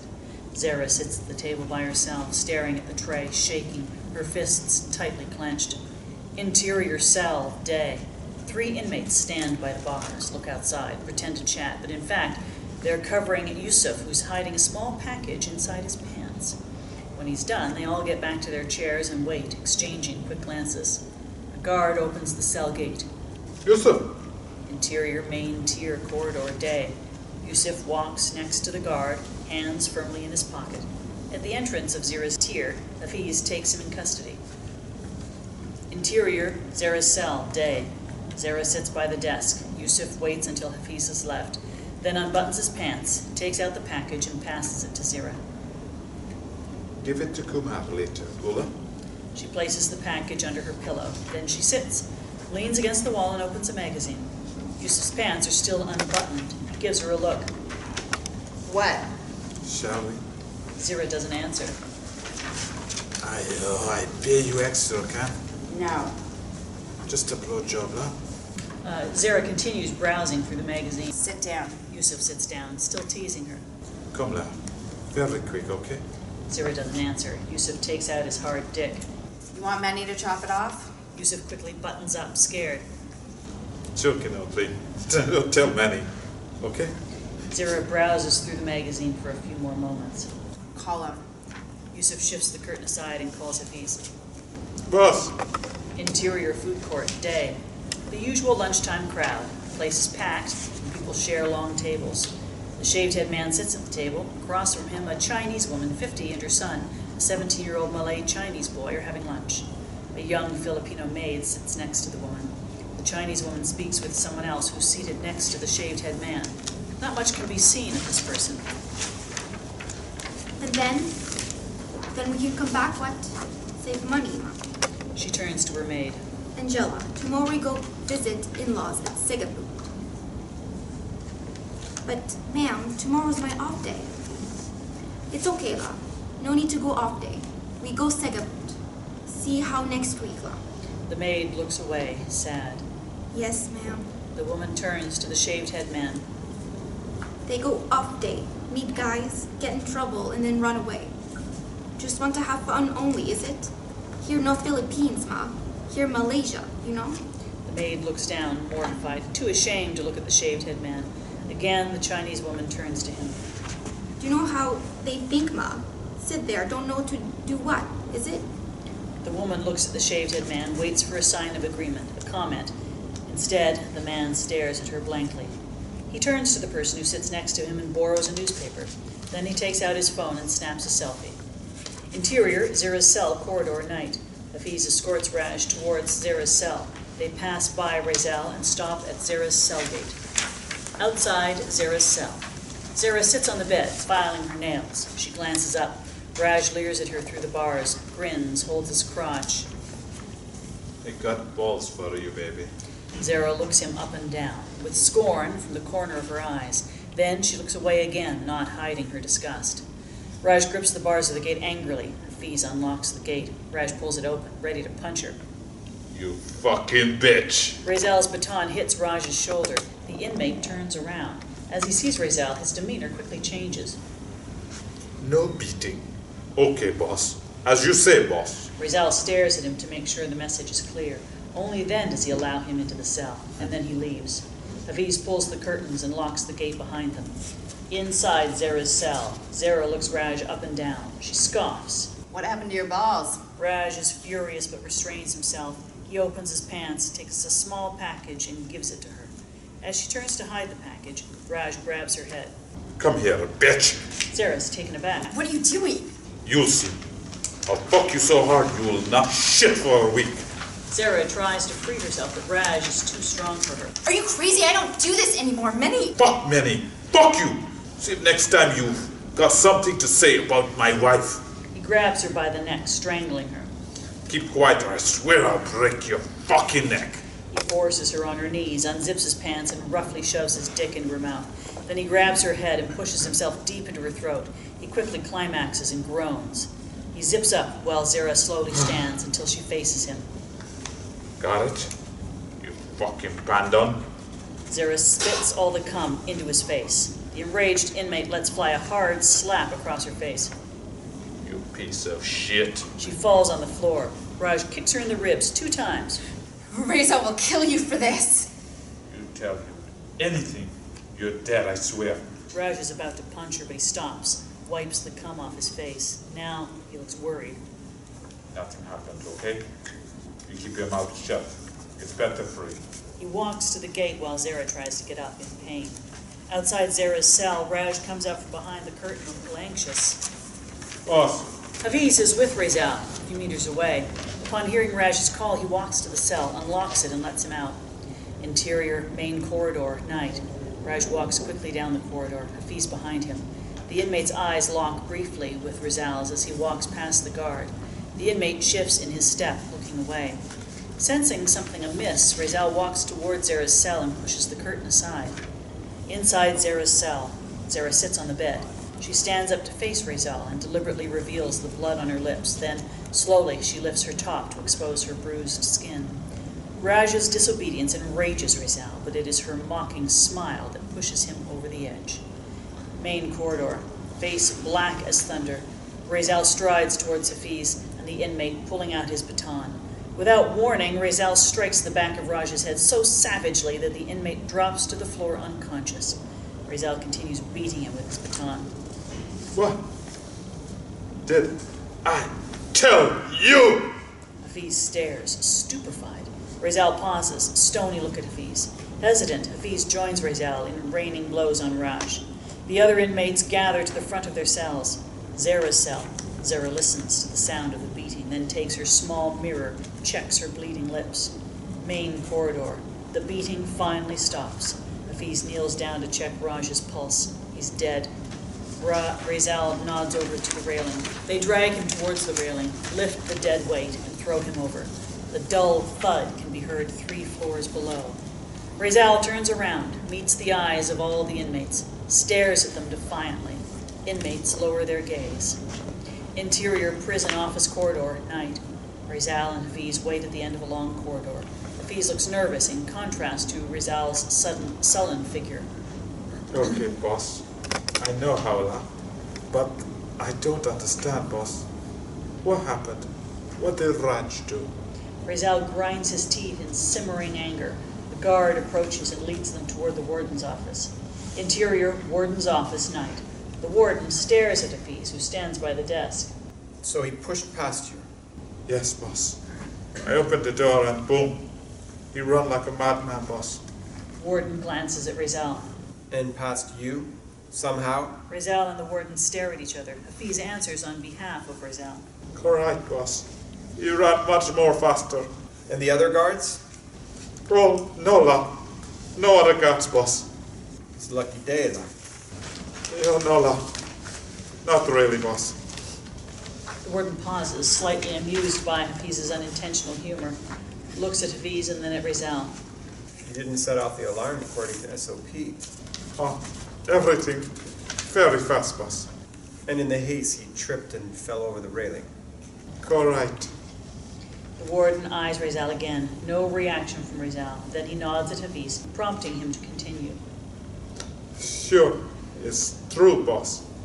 If I don't see with my own two eyes, I also don't believe, boss. There is heavy silence in the office. Hafiz feels uncomfortable, fills the gap with more explanation. And poor thing looked so very happy when he finished. The warden looks amused, turns to Rizal's direction. Of course. Since 3701 does to him what his wife does not, he must have had such a good time and just decided to make a run for it. Rizal clenches his jaws. The warden catches it, smiles scornfully. Hafiz doesn't follow. Yeah. And, we send the body back to the family tomorrow. The warden waves a hand to dismiss them. That's all. Rizal stands up. Hafiz reaches for the doorknob. As the two men step across the doorway, the warden speaks. I told you. She'll use that pity against you. Rizal stops in mid-step. His face turns black as thunder. Furious, and he walks off. The clueless Hafiz shuts the door and chases after him. Interior, prison corridor, night. Hafiz and Rizal walk down the corridor. What did the warden say, boss? He was talking to me, you think? Rizal breathes evenly and slowly, clenching his fist on the baton, focused on his own thoughts. Hafiz gets smug. No matter, la. The warden believed our story. I did good, yes, boss. Let's go home, la. But Rizal leaves him, walks steadily away down another hall. Boss, where are you going, boss? Rizal continues walking, ignoring him. Hafiz shrugs and continues walking down the corridor, shaking his head. What the? Interior, Zehra's prison cell, night. Zehra's back against the cell gate. She turns around. Rizal stands in the doorway, stares at her, baton in hand, black look in his face. Zehra shrinks into the wall, terrified as Rizal slowly unlocks the gate. Interior prison corridor, towards exit of the block, night. Hafiz reaches the first security point. The two guards at the point unlock the gates for him. They exchange pleasantries. Assalamu alaikum. Walaikum salam. Hafiz's mood lifts. He walks with a little spring now. Interior, Zehra's cell, night. Rizal has Zehra pinned against the wall, his baton pressed against her throat, suffocating her. Her face turned purple. She's about to lose consciousness. Rizal releases his grip. Zehra falls to the floor, coughs. Next time, I'll kill you instead. Rizal leaves. Zehra lies on the floor, shaking. Exterior prison, courtyard, day. The casket with Raj's body is loaded into the prison van. Inmates follow the scene from a distance. Among them, Menni and Reuben, who barely contains his anger. Malay pig. His time will come. Interior, warden's office, day. The warden sits at his desk. Before him, a DHL envelope teared open. An Australian magazine, double-page spread. The Injustice System, Sex, Slavery, and Corruption in Malaysian Prison, by Peter McAllister. A handwritten post-it note used as bookmark reads, "End of the line, asshole." A knock at the door. The warden puts the magazine away in the drawer. Enter. A guard enters, ushers Menni in. Sit down. Leave us. The guard leaves. Menni sits on the chair. Remind me, Menni, how long have you left in here? I've been here for life, boss. Right.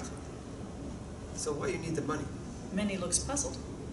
You thought I wouldn't find out? I don't understand. Menni, you are in my prison. Don't treat me like a fool. Menni doesn't reply, feels uncomfortable.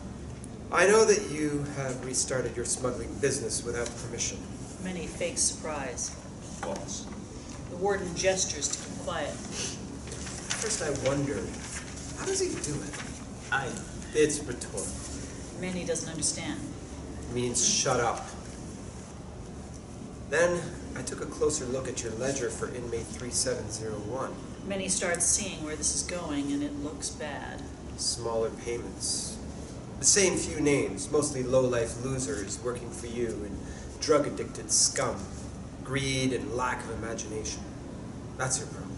The warden shakes his head. Menni is worried. I could call the guard outside and order a random inspection right now. Your cell and cell 3701. Done. Both get hung. But boss. But I am a practical man, and I think, what do I gain from your death? See what I mean? Menni is calm now, pays attention. Here's how it's going to be. I will give you permission to restart your trade.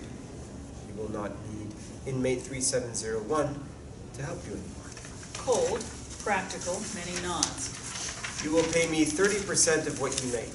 And don't make me find out that you are skimming off the top. Yes, boss. A moment of hesitation. Boss, what about Raphael, boss? I'll take care of myself. The warden takes a moment, then Speaking of which, I'm sorry about Raj. Menni looks puzzled. The warden is not exactly a compassionate man. Your brother-in-law was very unwise. Do you think he underestimated Raphael? Yes, boss. Are you willing to share what you know if I asked you to? There. Now Menni can see the angle. A smirk on his face. I'm not a rat. Or else send you that piece of shit to jail for free. Hafiz too. What they did to Raj and to inmate 3701 cannot be tolerated. Yes, boss. Excellent. We understand each other. Then, you can go now. Menni stands up and leaves. He stops at the door. It's not the money. Menni leaves. Exterior, old house, day. An old countryside house. The courtyard is untidy with overgrown grass and weeds. Things left to rust. The state of a semi-abandoned house. The shaved-head man enters the courtyard, walks to the main door, opens it, and enters. Interior, old house, day. All is quiet. Furniture and floor are dusty. The shaved-head man walks slowly, enters a room. First room. A typical boys' room. Football jerseys, posters, and other paraphernalia, dumbbells, and a sit-up bench. The shaved-head man stands still in the middle of the room. He then walks to the wardrobe, the door covered with pictures of soccer players, and opens the door. Pinned to the inside of the door, he finds the picture of Kareem and Amir, muddy and sweaty, holding a trophy. It's the room where the two brothers shared when they were kids. He looks at the few clothes hanging, takes a red jacket and wears it. Then he moves to the next room. Next room. An old chest of drawers, framed family pictures neatly arranged on the marble top. It's the bedroom where Zehra and Mother used to sleep together. Clearly, this is Zehra's family house. The man takes one of the pictures and sits on the bed. In the picture, Mother with the two little brothers. They hold hands, dressed for a ceremony. On the other side of the bed is the old dusty dressing table with a round mirror where Mother tried to comfort Zehra years earlier. By the mirror, a picture of Zehra. Exterior Muslim cemetery, day. Rows and rows of graves with headstones in the cemetery. The shaved-head man's lonely figure kneels over a grave. Interior, Zehra's prison cell, day. Break of dawn. Thunder and rain rumble outside as Zehra lies asleep in her cell. A click in the gate. Zehra wakes up with a start, still blurry with sleep. She squints at the unfamiliar guard at the gate of her cell. Who are you? No reply. He stands at attention, waiting, package in his arm. A higher-ranking guard enters. Who are you? The new head of guards. Where's Raphael? Not here. She looks at the other guard, confused. What about Hafiz? Same. I don't understand. Your sentence was reviewed and revoked. What? What do you mean? As he nods at the first guard. You're free. Guard 1 steps forward, offers her the package. Free? She takes it slowly. And the warden? What about him? I don't understand.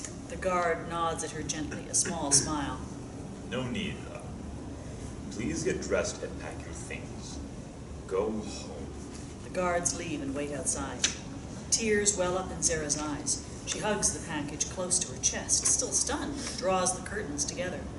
Interior banana leaf restaurant, day. The warden sits at a table. His son, a 17-year-old Malay Chinese boy, sits opposite him. They are both having banana leaf breakfast. The shaved-head man enters, eyes the seat next to the warden's son, and sits down. Selamat pagi. The shaved-head man nods in reply, while an Indian waiter places a large banana leaf in front of him and waits, pen in hand, ready to take his order. I am great here too, but we want a big, juicy piece. No bony crap like just now. Choose a good one, or we'll have a word with your boss and you go back to India. The shaved-head man stares at the boy. Do not interrupt me. An awkward moment of silence. The boy lowers his head, mumbling apologetically. Limo us. The waiter takes note and leaves. The warden feels embarrassed by his son's poor manners. I apologize for my son. He's young and overly enthusiastic. The shaved-head man shrugs, but there's no sign of friendliness in his body language. Are you from around here? The man shakes his head. This is the best banana leaf place in the neighborhood. Good choice. The shaved-head man casts a neutral glance at the warden. He's not interested in small talk. The waiter brings the food, rescues the warden from another awkward moment. The shaved-head man takes a fork from the cutlery holder placed in the middle of the table. Methodically, he proceeds to eat rice and vegetables, leaving the chicken as last. Warden and son carry on eating and chatting. The man takes from his pocket a switchblade knife, opens it, and slowly slices the meat off the chicken drumstick. The warden follows the man's every move. Sir, you should put that away. The shaved-head man pretends not to hear him. It's illegal to carry such a knife. Sir? The man ignores him. The boy looks at his father, confused. The warden loses his temper, slams his fist on the table. I said put it away! This is a family restaurant. Patrons stop eating and stare. The warden has gotten the man's attention. He regains his composure and lowers his voice. It's an offense punishable by law. Trust me, up to 2 years in jail, so please put it away. The shaved-head man sticks the blade into the last piece of meat and eats it, then puts the knife away and leaves. The warden and his son look at each other, barely comprehending what just happened. Buddha. They laugh, but it's a nervous laugh. Exterior street, day. The warden and his son leave the restaurant, heading in opposite directions. The warden walks among the crowd. He approaches his car, fumbles in his pocket for the keys, unlocks the door, gets in the car, shuts the door, and buckles up. Exterior, prison main gate, day. It's still raining heavily. The gate opens. Zehra stands still for a moment, then walks outside in a heavy downpour. The gate closes behind her. She's soaking wet, but she continues walking. Exterior road outside the prison, day. She looks around her. The road is deserted except for a car nearby and a bus stop some 50 meters away. As she walks toward the bus stop, the car approaches her. Zehra hurries toward the bus stop. The car slows down next to Zehra and the window on the passenger side slides down. It's Jensen, her lawyer. Get in, Zehra. She doesn't move, still in shock, stares at him blankly. Don't just stand there. Get in. Zehra leans forward slowly, opens the door and enters. Interior, exterior, warden's car, day. As the warden pushes the key into the ignition keyhole, the door behind him opens and shuts as someone gets in. Surprised, the warden tries to turn, but the seatbelt prevents him from fully turning. Hey, hello? What do you think you... The sharp end of a switchblade knife pressed against his neck. The warden freezes. He catches a glimpse of the intruder's reflection in the rearview mirror. It's the shaved-head man. Oh, it's you.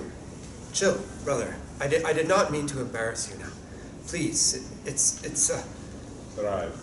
He presses the knife a little harder. The warden feels the tip of the blade cutting into his skin. Okay. Take it easy. Look, this is a misunderstanding.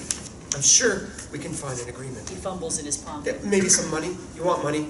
Okay, no problem. Here. The warden offers him his wallet. The man ignores it. What do you want then? Why? The shaved-head man presses the knife harder. A droplet of blood leaks out of the tiny cut. Drive. The warden slowly turns the key. Interior, exterior, Jensen's car, streets, day. Jensen engages the gear and drives off. Dear Zehra, it's finally over. How do you feel? Zehra stares blankly at the rolling landscape. How did you do it? I wish I could say that it was me, but I had no hand in it. So why am I free? I don't know much. It all happened very fast. We got the call last night. Off records, my contact mentioned a documentary, an article or something on the state of the Malaysian prison system. Overseas, I think. Not sure. Your name has cropped up. How? I have no idea. Zehra looks away. She's not going to tell what she knows. Anyway, someone must have thought it better for everyone to let you out. Why didn't they just kill me? Awkward silence. Is the bastard going to be punished? Zehra's questions make the lawyer uncomfortable. They didn't say much, except... Interior prison, main tier, night, earlier. Guards inspect cells and corridors before turning off the lights. All inmates are in their bed or about to go to sleep. Lights out. Raphael reaches the main gate. A guard unlocks it for him. He proceeds toward the exit. Exterior, exit of the block, night. A man in uniform and 2 guards stop Raphael and handcuff him. His expression remains inscrutable as they take him away. Interior, Hafiz dining room, night. Hafiz is having dinner with his wife, 2 kids, and his parents. The doorbell rings. Hafiz opens the door to face 3 policemen. You've been charged. He cries as they handcuff him and take him away. His wife and his mother scream. His father complains. The kids cry. Interior, exterior, Jensen's car, day. 2 guards will be tried for what has been done to you and for murdering an inmate. There's a witness. An inmate has come forward. The facts that led to your escape charges will be reviewed as well. They're gonna do nothing. Nothing. I also filed a complaint about your first raid. We expect Inspector Umar to be investigated. This is not what Zehra wants to hear. The warden? Jensen can't dodge her question any longer. Nothing. I'm sorry, Zehra. He's well connected. No one wants that much noise. He's probably behind all this. I don't know. They have the 2 guards. That's enough for them. Zehra doesn't show any emotion. Maybe the 2 guards will testify against him in exchange for a reduced sentence. Zehra stares outside the window. They will not. They fear him. She's right, and he knows it. God will punish him. That's too late. Zehra rests her head against the window and looks outside. Exterior, on the street, day. 2 pretty young women squeeze under the umbrella and laugh as they cross the road. Interior, exterior, inside Jensen's car, day. With a sad smile, Zehra looks at the girls. Exterior, on the street, day. Tired, soaked in the rain, Pakistani, Bangladeshi, Nepalese workers leave the construction site after a night shift. Some eat from polystyrene food containers, sit on a sidewalk, and others sleep on the sidewalk under a shelter. Interior, exterior, inside Jensen's car, day. Zehra looks at them, then comes to herself. Our souls. Jensen casts a glance at them, seems unmoved. Who knows? Yeah, well, if they work hard and abide the law, they'll be fine here. Malaysia is a wealthy country. That's their weakness. What do you mean? To believe that is their weakness. To hope they'll be accepted. But they never will. And while they hope, they get abused by everyone. Police, immigration officers, their own agents, and employers. Everyone. Truth is, you can't be weak here. Okay, I see your point. Yeah, it's just the way it is, unfortunately. Yes, the way it is. The conversation has taken a turn that makes Jensen uncomfortable. He tries to change the subject. Yeah, what matters now is that you are free, and you can finally go back to your life. Zehra looks outside the window and whispers almost to herself. Exterior, on the street, day. Foreign workers collect garbage, load trucks. A well-dressed Chinese woman walks toward a fancy car.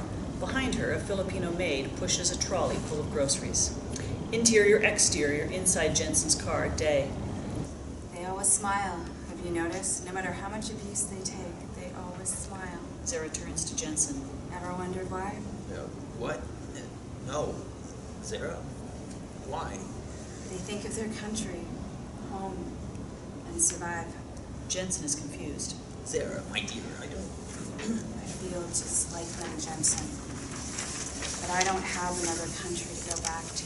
Zehra looks outside. It's only drizzling now. Exterior, on the street, day. Kids, 6 to 10 years old, rush to get on the school bus. This country, you know, this country could be so beautiful. Interior, exterior, Warden's car, road, day. The Warden and the shaved head man drive past cleared fields, rolling hillsides, palm oil plantations. Friend, you don't think this is going a bit too far? Come on, it wasn't even a quarrel. The shaved head man ignores him. I only spoke in your interest. You end up in jail if a policeman sees you. Trust me, I know. Exit him. The Warden looks out to the road. Where are we going, bro? The Warden is lost for words. A sudden realization. This is a prank, right? A prank, of course. You got me there, man. Hook, line, and sinker. Who's waiting for us, huh? Daniel? Zikri? Right? Bastards. Forced laugh. The shaved-head man doesn't speak. Keeps the knife pressed against the warden's neck. Right? Pointing at a turnoff into the plantation. Turn here. Exterior palm oil plantation road, day. The car turns into a narrow gravel road and into the palm oil plantation. Exterior, interior warden's car, day. After a few hundred meters, Stop. the car stops. Why are you taking me here? Inching off. Hands behind you. The warden obeys. The man handcuffs him with the plastic strap, then opens the door and gets out of the car. Exterior palm oil plantation, day. The shaved-head man opens the door for the warden, unlocks the seatbelts. The warden gets out. I don't understand. What do you want to do? Please, brother, let's just talk about this. The warden looks around. Hundreds upon hundreds of palm trees for miles. Not a soul, not a sound. He feels lost. What am I doing here? This can't be happening. It makes no sense. He looks at the shaved-head man with suspicion. Who are you? The man gestures with the knife towards the slope. This cannot be about the restaurant. This is something else, isn't it? Not a word from the shaved-head man. Isn't it? The man takes his mobile phone and shows it to the warden. The warden stares in disbelief at pictures of himself as he sits at the pub, glass of whiskey in hand, flirting with a Thai prostitute. Sits at the long table in the crowded food court with his Chinese wife, his Malay Chinese son, and the Filipino maid. Has lunch with his son at the Banana Leaf restaurant. In the foreground of each picture, very close to the warden, the shaved-head man, partially cropped out of the picture. You've been stalking me. Why? The man puts the knife to the warden's throat, gestures for him to start walking. Reluctantly, the warden obeys. Someone sent you to hurt me? But who? I have no enemies. I am a family man, a religious man. The man pushes him forward towards the slope. Do you believe in God, son? Later, they walk on uneven terrain, slowly. Time is immaterial. Tell you what, you let me go now and we'll pretend this never happened. The warden trips and stumbles and curses. The shaved-head man nudges him on with a kick. At one point, the warden attempts to run away, but he trips and tumbles down to the bottom of the slope. Unfazed, the shaved-head man lights up a cigarette. Covered in dirt and debris, the warden scrambles up, runs, falls again, panic on his face, looks back. The shaved-head man walks leisurely down the slope towards him. The warden looks around, screaming for help. Help! Help! Anyone! The shaved-head man squats next to him. Please, let's talk about this. The man puts the knife to the warden's neck. The warden staggers and shuffles back towards the slope, still attempts to bargain. It's not too late. Please, let me go now and we'll just forget about this whole thing. The man ignores him, leads the way, the warden trailing behind. The two trudge up the slope, slowly and steadily. Top of the hill. At the top of the hill, the shaved-head man stops. The warden looks around. Not a soul in sight, only palm trees. Without warning, the man covers the warden's head with a black plastic bag, tightens the string around his throat. The warden panics, screams. The shaved-head man watches as the warden loses his balance and tumbles, suffocating, struggling to breathe. Just when the warden is about to pass out, the man tears open a hole at the warden's mouth. The warden gasps loudly for air. He scrambles to his knees, turning around blindly, screaming. Ah, motherfucker, I'll hunt you down to the deepest, darkest hole! The shaved-head man leaves without a word, snapping the dry foliage underfoot. You will not get away with this. I'll catch you and throw you in my jail. My jail, asshole. Oh, yes. The warden turns blindly toward the sound. I'm gonna have fun with you. You don't know who I am, you scum. The man stops a few meters away, gazes at the warden. Silence. The warden panics. Where are you? Get back here! The shaved-head man lights up a cigarette. The sound of the lighter startles the warden. What's up? Is it you? Silence. The warden walks tentatively on the uneven ground, stumbling about as he tries to get away, blinded by the plastic bag. The shaved-head man watches on. He finishes his cigarette and walks back toward the warden. The warden hears approaching footsteps and staggers away. No, stay away from me! He scrambles more desperately. Then hopelessness sets in. He gives up and lets himself drop to the ground. He lies on the spot, whimpering and crying, curling up into a fetal position. No more drive left in him. The shaved-head man ties the warden's feet with a plastic strap and leaves. Somewhere in the plantation, the shaved-head man looks around for more wood as he carries a stack of dry twigs and wood in his arms. Sound of foliage breaking under heavy feet, he stops. A few meters away, an Orang Asli, indigenous forest dweller, carrying a dead monkey across his back, stares at him. Later, the warden lies under the tree, hears the sound of footsteps. The shaved-head man pulls the plastic bag off the disoriented warden's head and throws something heavy on his lap. The warden screams as he realizes that it's a dead monkey. He tries to shake it off him to no avail, his hands still tied behind his back. Blood stains his clothes. He cries. The shaved-head man starts a bonfire.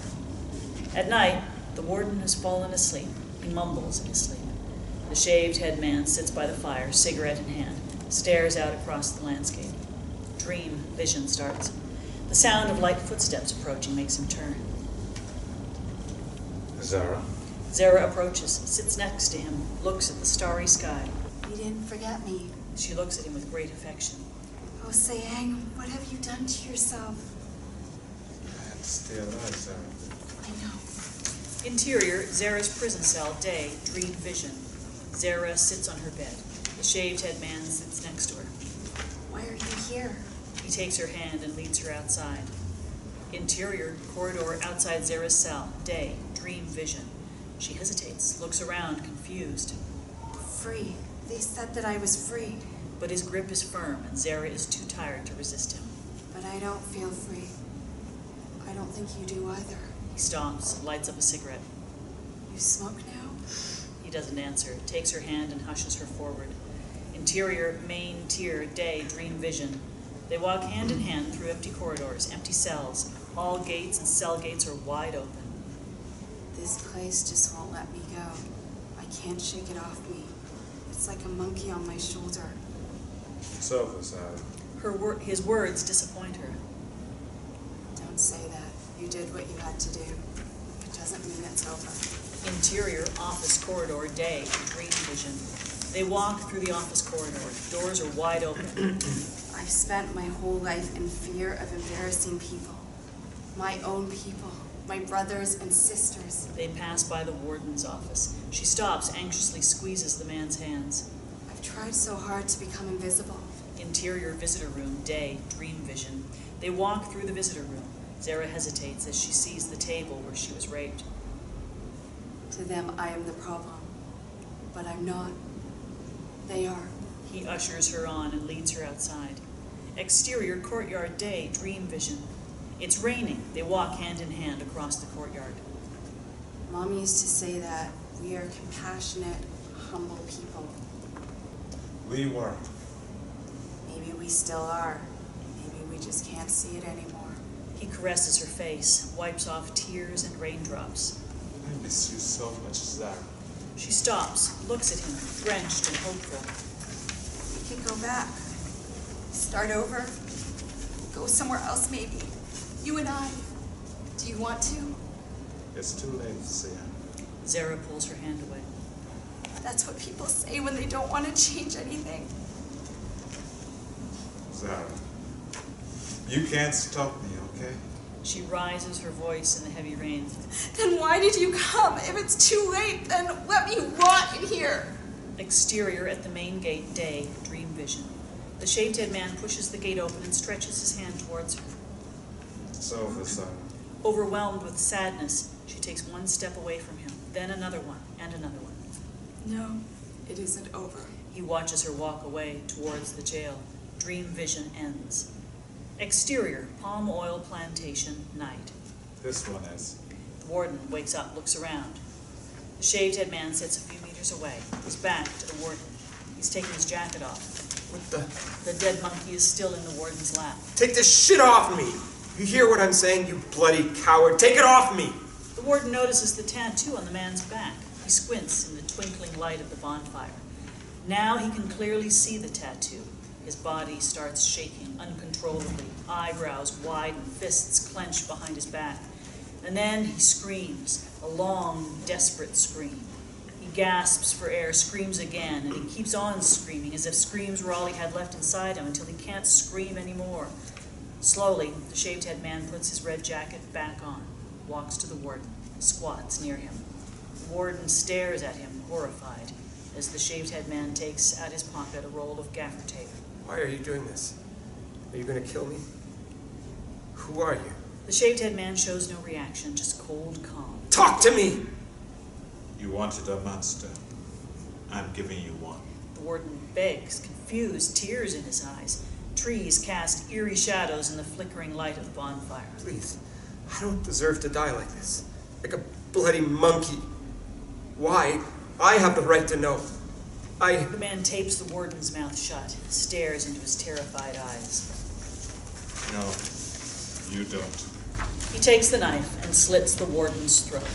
Then he sits back and watches him bleed to death. For a long minute, the two men stare into each other's eyes, the warden's body shaken by spasms. Just before death takes him, the warden's eyes widen. Perhaps, for a fleeting moment, he finally understands. Then he dies. Exterior Plantation Road, car, day. Break of dawn, the shaved-head man walks down the hill, gets in the car, and drives off along the dirt path. The car speeds along countryside roads, past Palm Oil Estate. Eventually, he stops the car and continues walking. A bus approaches. He flags it down.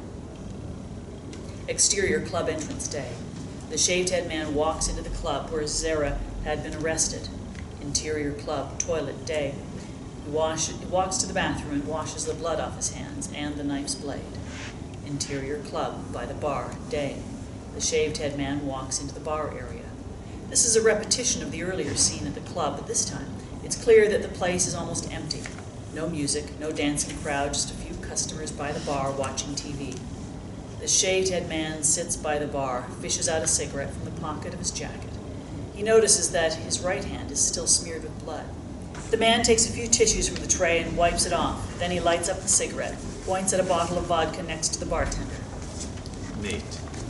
He stares into the main hall. Superimposed on the empty dance floor, he sees moments from the night Zehra was arrested. Details of the crowded dance floor, Zehra and Dave dancing. Suddenly, policemen, bright lights, screams. Zehra holds Dave's hand, scared. Dave turns his back on Zehra. The shaved-head man gulps down his drink and leaves. Exterior, shaved-head man's apartment building, parking lot, day. Jensen's car stops in the parking lot. Zehra gets out. The car leaves. She walks across the parking lot, towards the main entrance, still stunned, holding her purse and the prison bag. The blonde woman who lives on the last floor walks past her and greets her with a smile. She's pregnant. Interior apartment hallway, day. Elevator doors open. Zehra gets out, walks toward the shaved-head man's apartment. She stops at the apartment's door, looks for the keys, and unlocks the door. Interior apartment bathroom, day. The shaved-head man is in the shower. Not much can be seen through the frosted glass. Interior apartment hallway, day. Zehra opens the door and enters. Interior apartment living room, day.